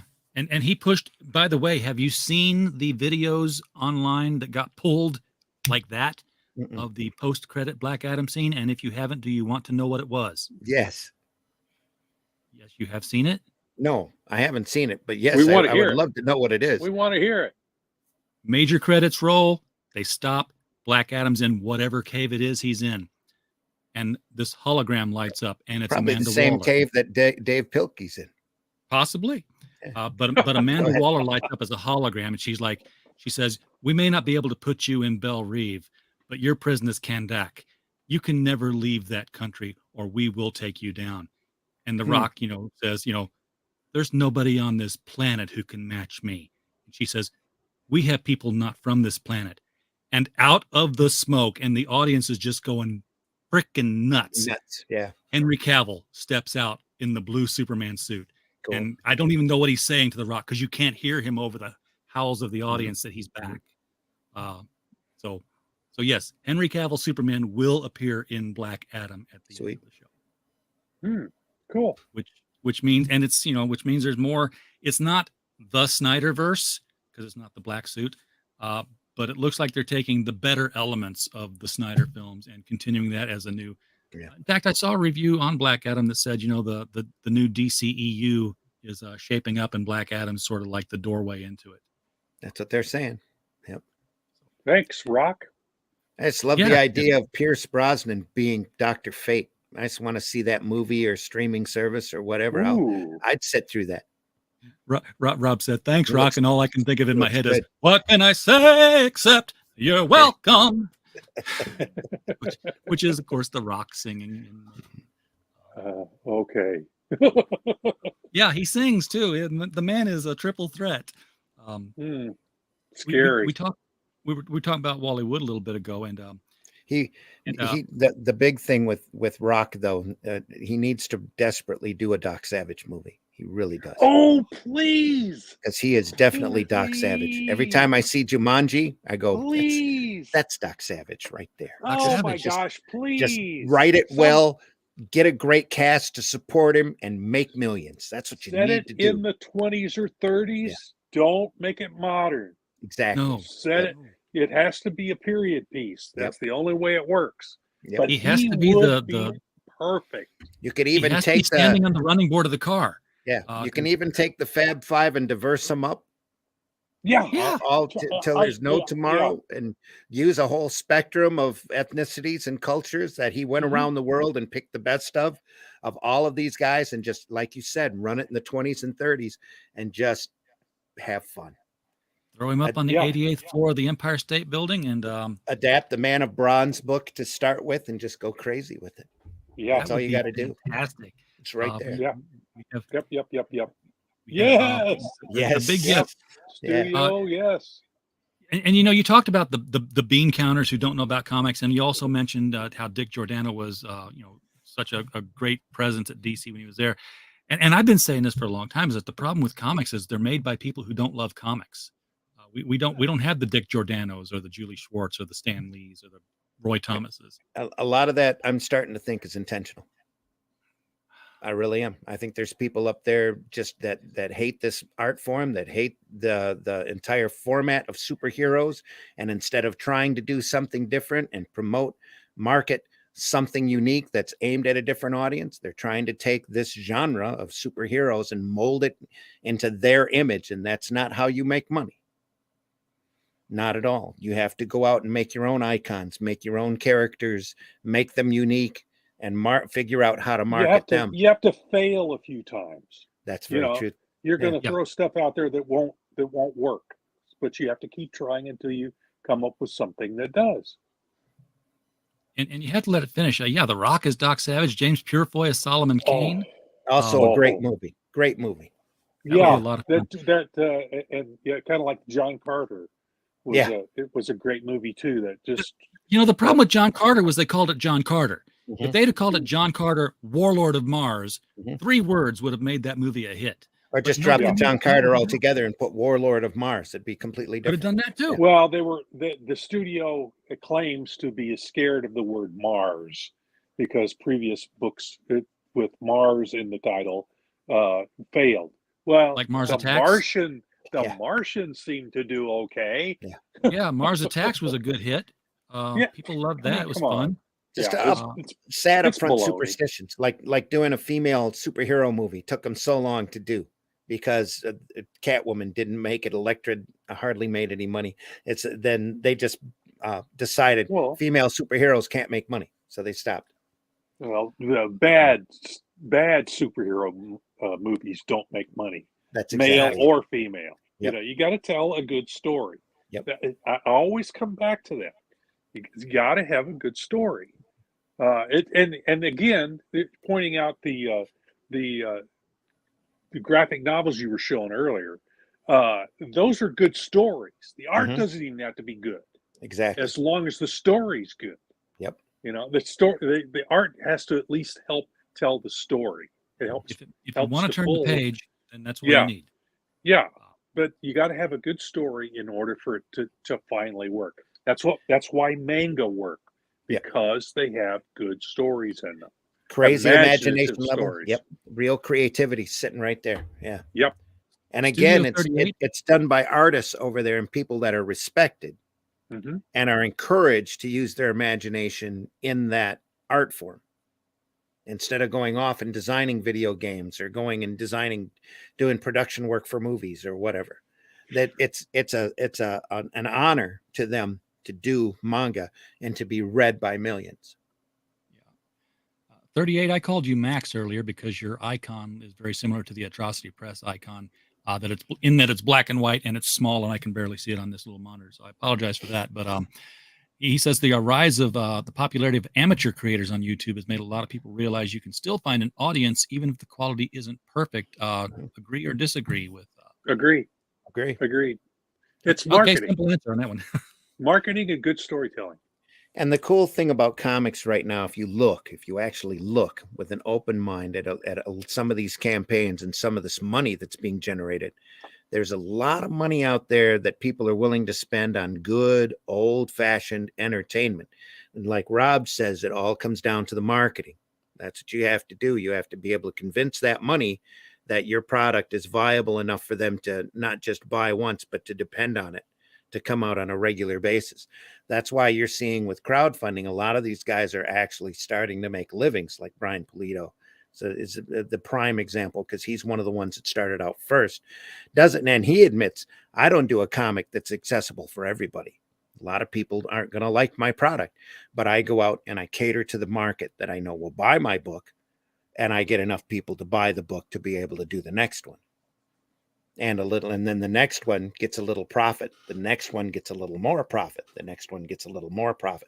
Because once you start building up that library, your dollar amount's going to keep going and growing. The more you're able to attract that audience to your campaign. So you're not just selling one. Part of the trick is you do keeping the old stuff, your previous stuff, in print, right, or especially available. especially if they're hooked together. Mhm. If it's a series of some sort, if you can keep it available, every time you put something new out, you're going to get at least a handful of new readers who are going to Right. go, wait, this is part of a series? Let me Mhm. go back and so it grows. Yeah. It's a snowball going downhill. Exactly. If it's doing well, you'll gather a few new people, and they'll go back and they'll buy the previous ones. And the bigger your catalog is at that point, the more they're going to go back and get all of those. Yep. Because there's still a lot of completists out there who want Yes. everything that you've done when you do something new like that, new I and used to be interesting. that one. There's more people coming back to the comic market than are actually staying in the comic market. There's more people going, I used to read books like this back in the 90s. I want to read more of that stuff. I'm going to buy your book. And there's more people rediscovering comics all the time. And that market is huge. I don't think you're going to see anything close to the end of it for quite a while to come. And it's so easy It's now. just changing. It's just It is. changing. And it's so and easy it's now with crowdfunding for creators to make a living at it, because the money doesn't go to a corporation, it goes to the creators. Right. Yeah, that's pretty much what Silverline is doing. Yeah. Roland Mann and his Silverline stuff. I think if he can break down that wall finally Mhm. and get out there where more people can see what he's doing. He's got Florida. He's got where he lives. He's gone to conventions there. If he can start branching out and get connections elsewhere, I think it'll snowball, because he's going back to trying to make comics fun again. Yeah. He does have superheroes, but he's got other stuff as well. Mhm. So And the titles are great reads. I've got a handful of them, including Yeah. Twilight Grim. Roland knows that you Kalis. have to have a story. Right. You have to have a good story. So Yeah, I mentioned I was at the Archon convention a couple of weeks ago, and we had a panel on crowdfunding and distribution. And of course, I had the opportunity to plug my distribution company, where we fulfill crowdfunders and stuff. And walking out of that down the hall with one of the panelists, Mitch Faust, he's like, "So you do this distribution thing? I've got a friend in Florida who makes comics. His name's Roland Mann." And I had my jacket on. I had this jacket on right here, and I just said, "Oh, you mean this guy right here? this Make Mine Silverline?" He's like, "You already know him." I'm like, "Yeah, I know Roland." That's something the last couple of years has done, especially with the advent of podcasting like this and the internet. So a lot of the folks, for so long, alternative comics were cliques, almost in just regional areas. The area around you that you could hit conventions, like Arrow Comics, is all through Michigan, a little bit of Indiana, a lot of Ohio, and just in the Midwest area. But we don't stretch out. Roland's the same thing down in Florida, all sitting there just brewing. There are all of these little pockets of great independent creators that are now starting to stretch out.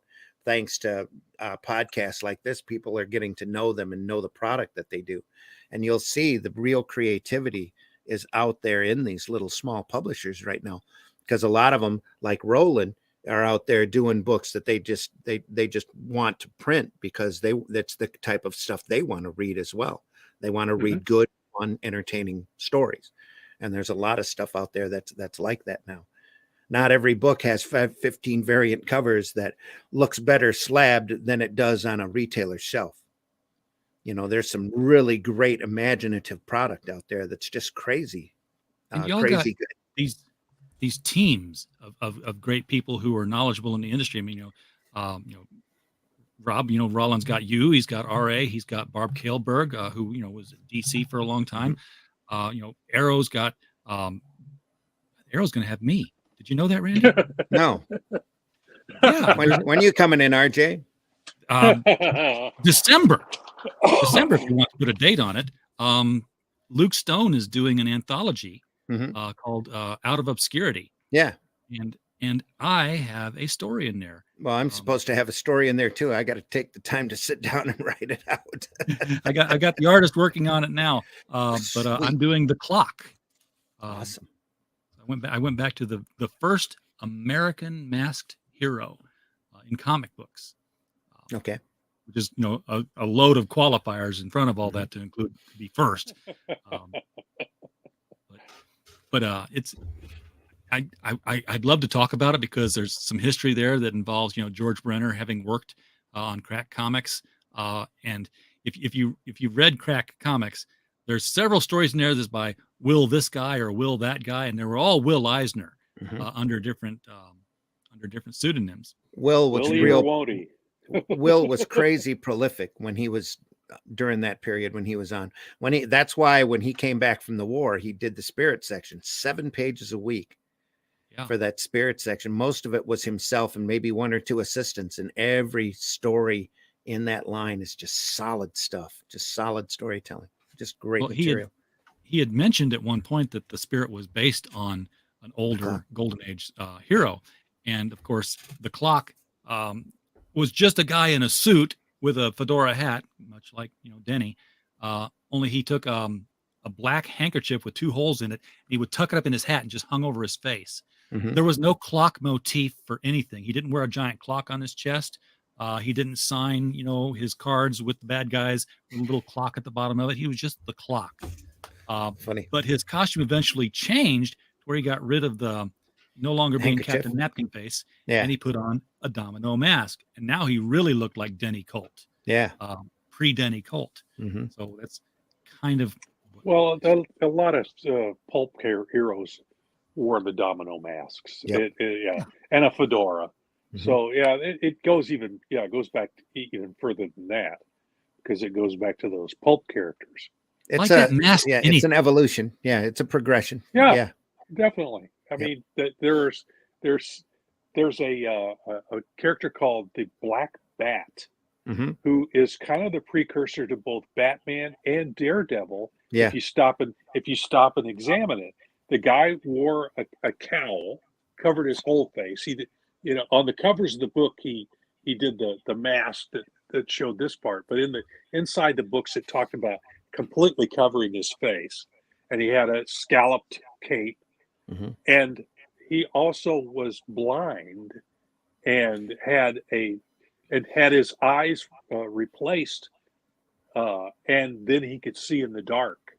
So his eyes got damaged by the bad guys, and so there's the Daredevil part of it, So there's everything kind of Stan Lee and Jack Kirby started grabbing everywhere and pulling stuff in from all sorts of places. Dr. Midnight, Superman. Dr. Midnight came from there.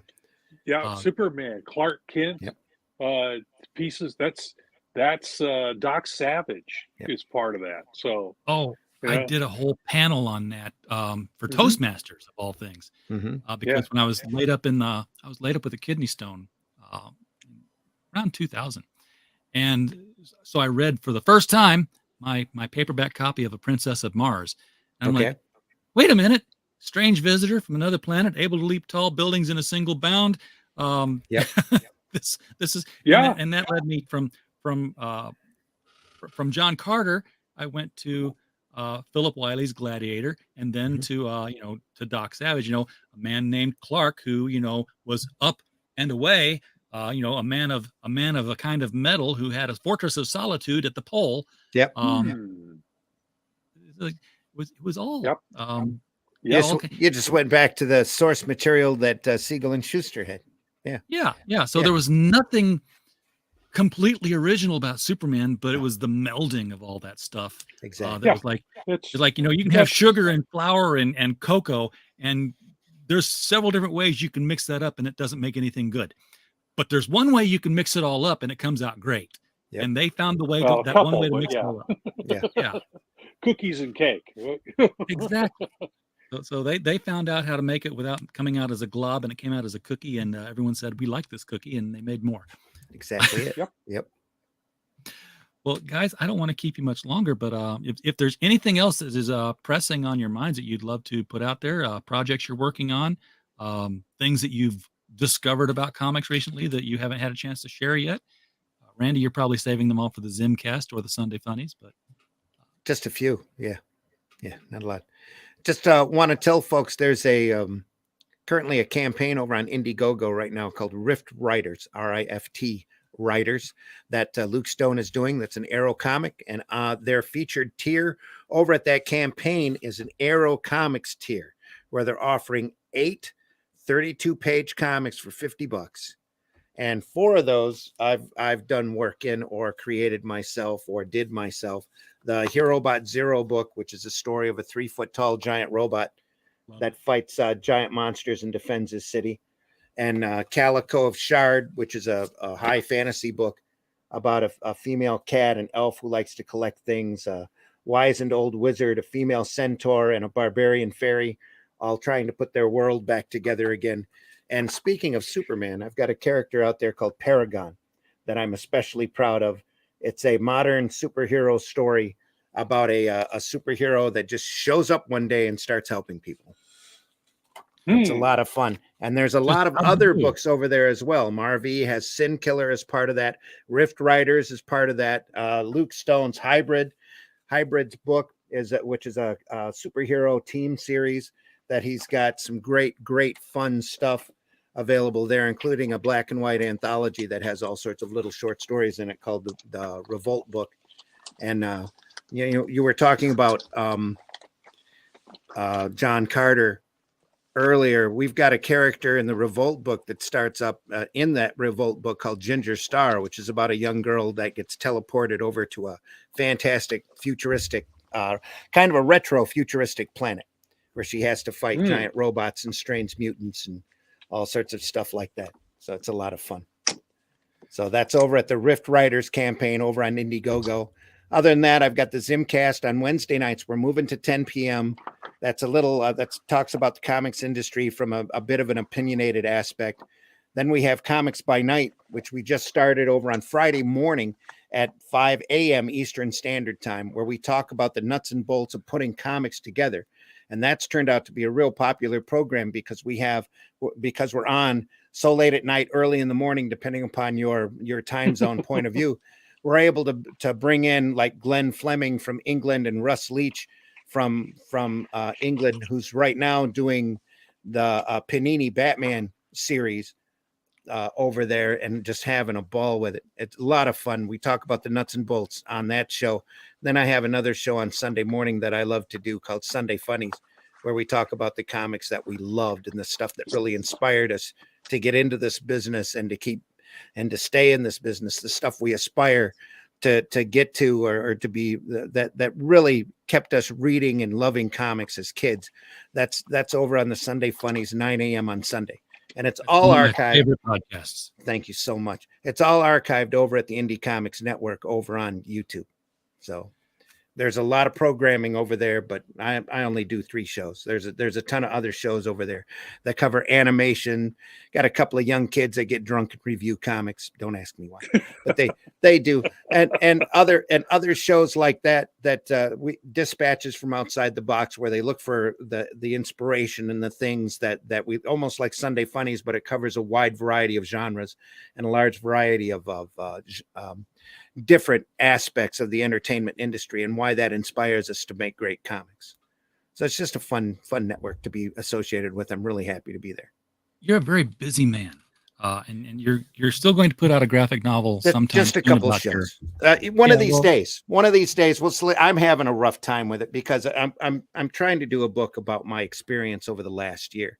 That's the one I was talking about. because last October 13th, I went into I couldn't go to urgent care to get the antibiotics I wanted. They sent me to the emergency room of the hospital where they stuck me because I thought I had hoof and mouth disease. My chest was starting to get clogged up. They stuck me in their COVID room for 8 hours before they came out to see me.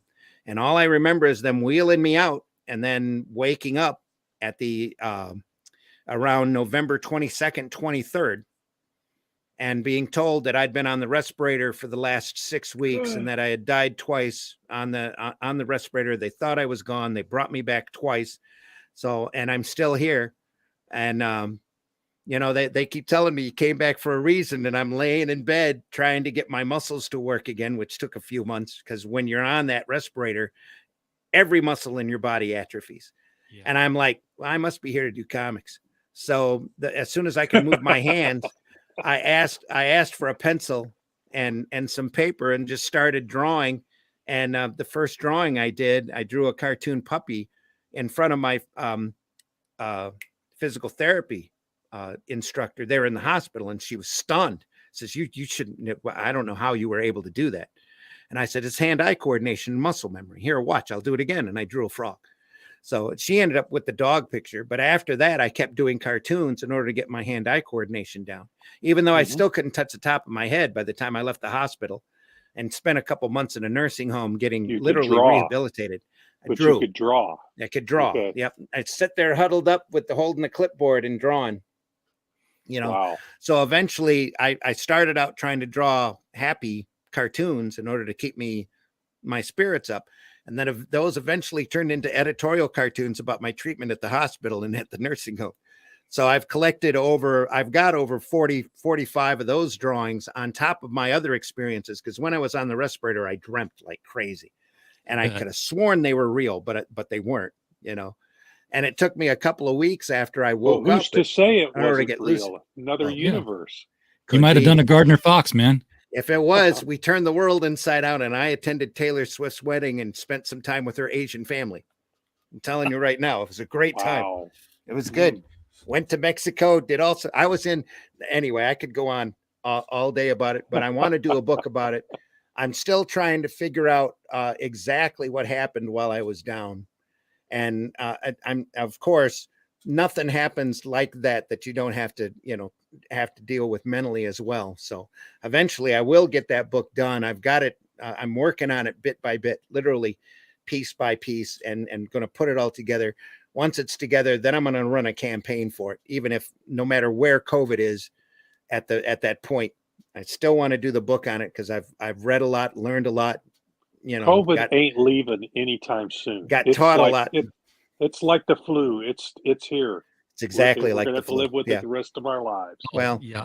I read somebody took the spike off of Omicron and stuck it onto the original COVID and made it this superbug. I'm like, yeah, why?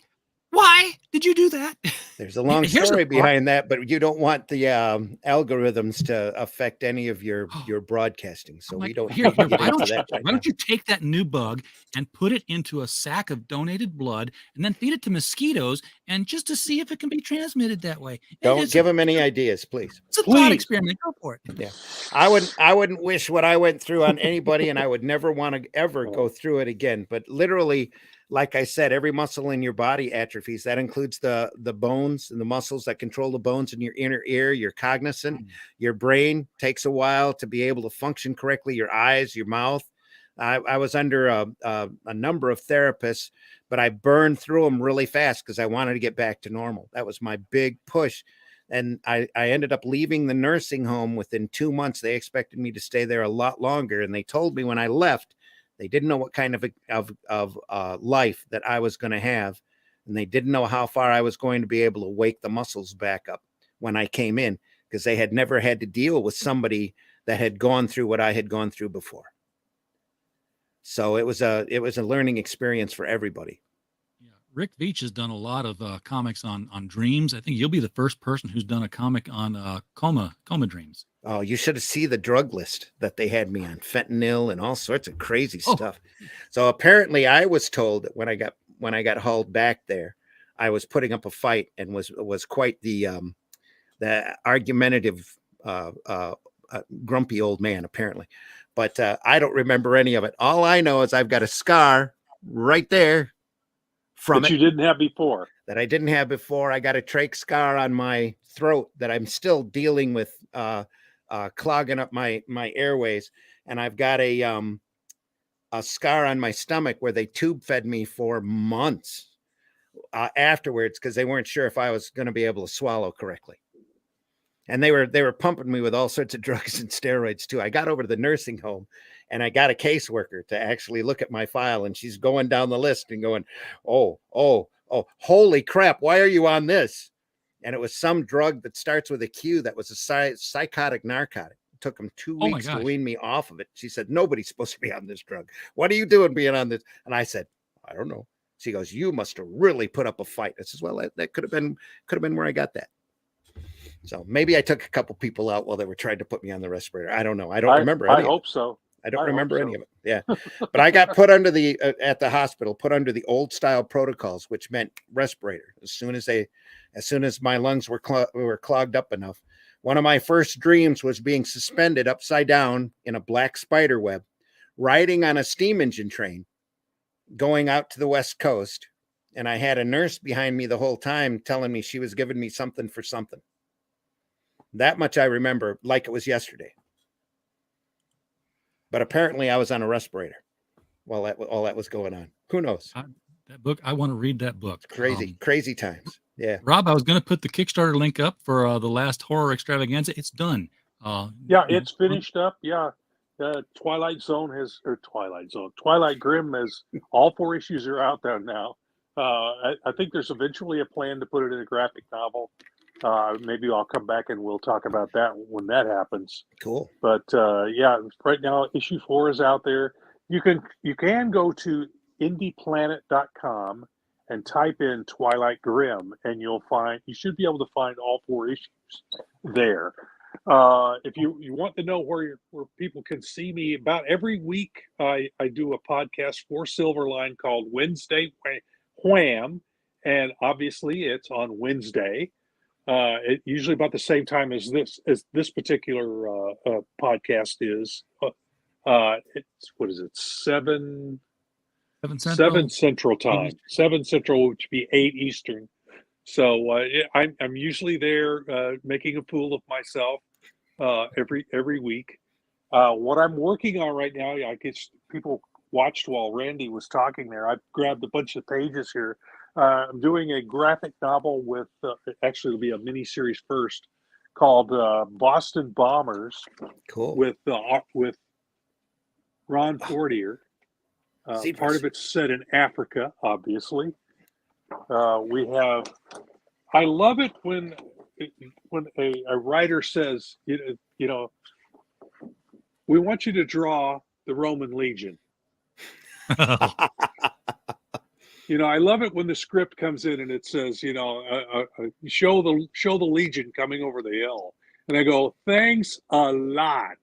But Rob, you just draw one, then you cut and paste it in Photoshop, right? Actually, I couldn't do that here because they're going. It wouldn't have worked.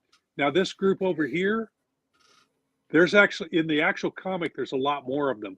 Them I could copy and paste behind each other so that you got a lot more of them. But we got more Roman stuff. But it's set in the 1980s. This is kind of a precursor for it, and it's in a universe where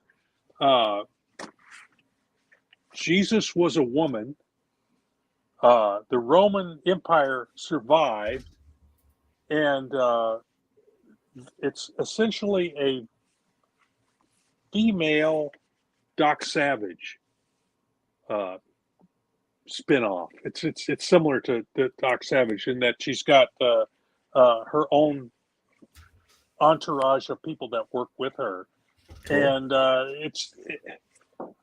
this is something that Ron actually wrote back in the 1980s for Caliber Comics. He did, the artist bugged out on him after I think the 4th or 5th issue, and he had several, and so it kind of collapsed on him, and finally he got convinced by, of all people, Harlan Ellison, who said, "What the hell happened to Boston Bombers?" Called him up on the phone and asked him what happened. So he got together with some other artists and they finished up a miniseries. And then about 5 or 6 years ago, he wanted to do a collection of those in a graphic novel format. So I got original. He had nicely printed copies of it.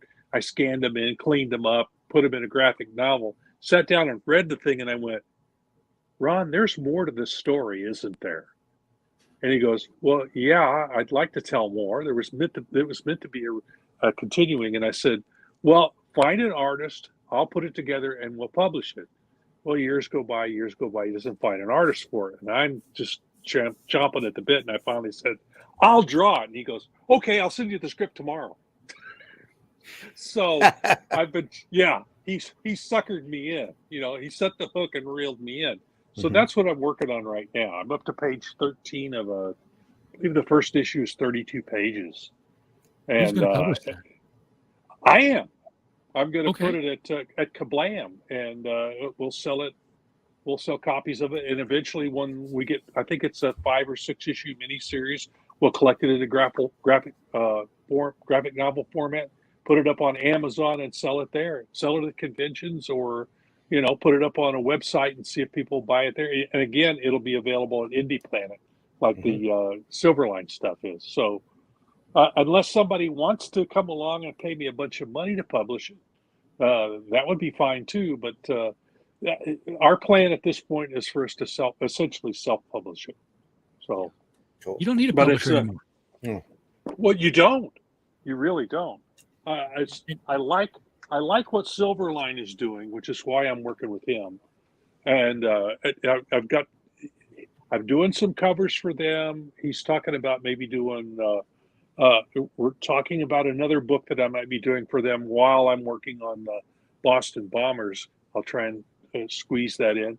Plus, I've also got another thing with our Ron Fortier that it's called Airship 27. It's taking pulp characters who are in the public domain. We find writers and artists who want to write new stories about them, and we. Since they're in the public domain, anybody can use them. They're set in the time period of the 20s and 30s. Yeah, there we go. Oh yeah, yep. He's out there writing stories all over the place. Yeah, Airship 27, Airship 27 Hangar.com is where our catalog is. We've got over 200 books out there now.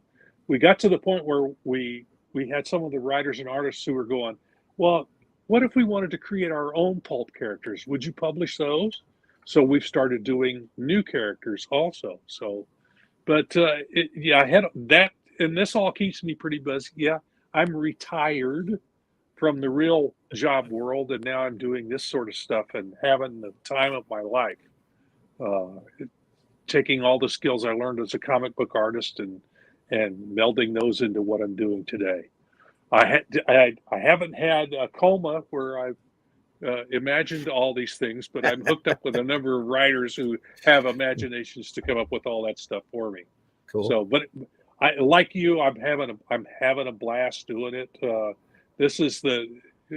I'm in the as Picard said in one of the Star Trek episodes, or actually the first Star Trek Next Generation movie. He says there are more years behind me than ahead of me, but I'm going to make these that I'm left with as interesting and as much fun as possible.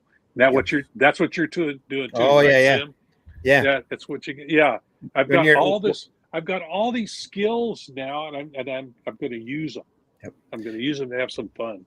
When you're lying in bed, unable to move, you start making a bucket list. This is what these are the projects that I need to get done. I've got this book first, even though it's taken me a long time to get it done. I was before this another deal came down that made me start working on Calico and Paragon.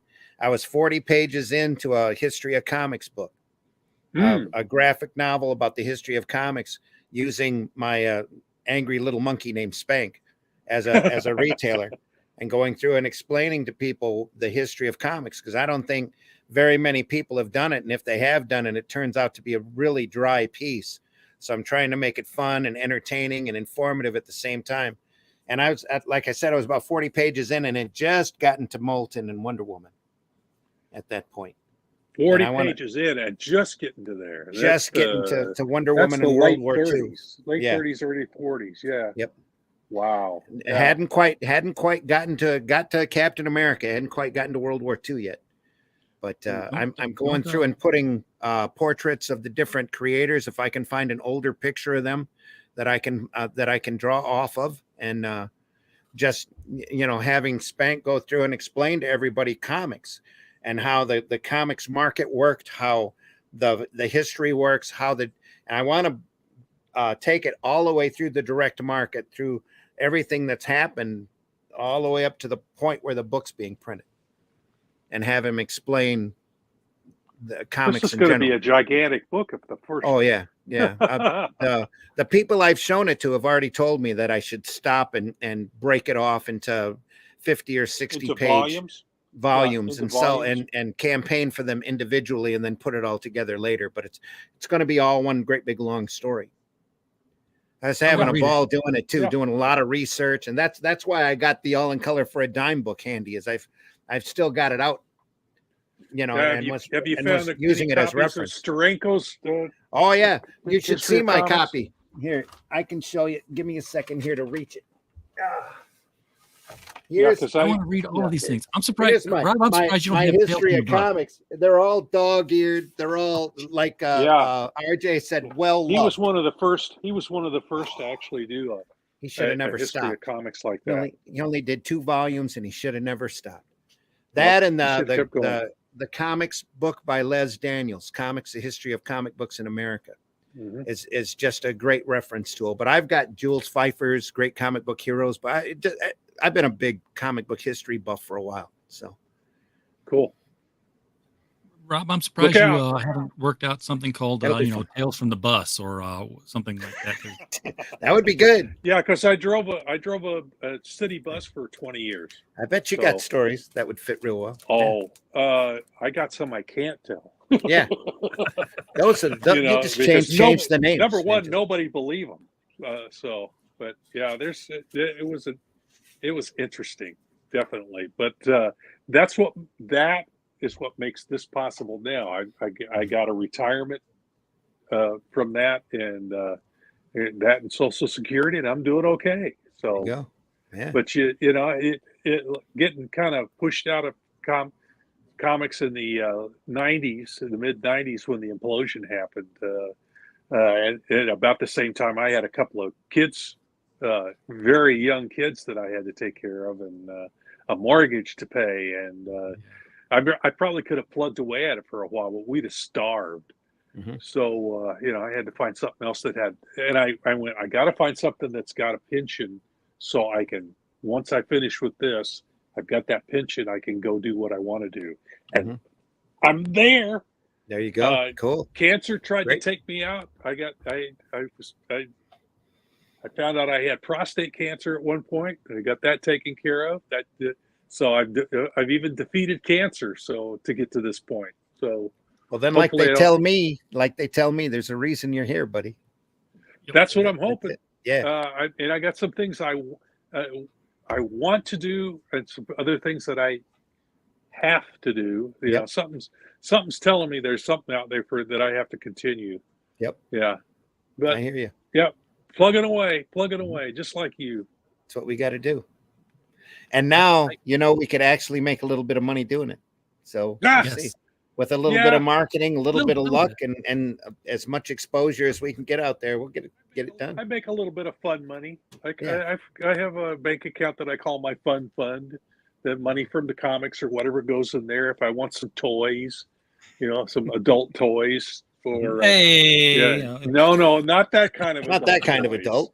No, I'm talking. Okay, let's put it this way: grown-up toys, like computers and stuff that I can use to make even more comics. New tools, adult. That's why I do the distribution thing. I mean, the distribution was just an idea off of a podcast. guy in Australia who's like, he had a beautiful looking book. It was The Company Men. Kemosabe had that book. He's like, yeah, but the shipping is going to be outrageous, and I can't sell to the U.S., and that's the biggest market. And that's when I got the whole consolidated shipping idea, because I done IT for 35 years, and some of them were logistics companies. And now, that's the one aspect of Critical Blast that's actually started making me money. Once every 2 years, I'll get my $100 check from YouTube for all the ads, all the ad revenue. They don't pay you to hit out. Same with the advertising on the website. $100 demarcation. That's about once every 8-9 months. I get that. But I get a 200 order of shipment of books. Like there's a car payment. I'm like, well, that's nothing to sneeze at. And now I'm being in about 3 more days. I'm going to have 6 more boxes of these Kozor, and my podcasts are going to start out with "For the love of God, Montresor," because I will be walled in like the cask of Amontillado and have to pack my way out. Funny. And suddenly it's like real money, and it's a real job, and I love it. I love it, every minute of it. Good for you. I don't have to think. Program's already written. I run their data through it, and I just sit here and say, fold, tape, tag, fold, tape, tag. I was like, why did I never get this job when I was a kid? Then I wouldn't have had to. Yeah, youth is wasted on the young, Sure is. Absolutely. All right. Gentlemen, But thank you so much. all that stuff we went through made us what we are today. So all that silly stuff. Okay. Absolutely. We had to go through it to become what we are. Tough, cranky SOBs. That's what it is. Yeah. Absolutely. You kids get off my yard. Exactly. Studio 38, you don't have to. That's the Zimcast on Wednesday nights. That's pretty much kids get off my lawn. I love it. Either Studio mow it, 38, you don't have to apologize. We prove it, don't get exempt off about your it. questions. Yeah. Yeah. All right, gentlemen, thank you again for coming on. Folks in the chat, thank you for being in the audience. We don't have a show without you. We're just a That's podcast right. falling in the woods. Yep. And as always, while you were here, we just hope you had a blast. Good night, everybody.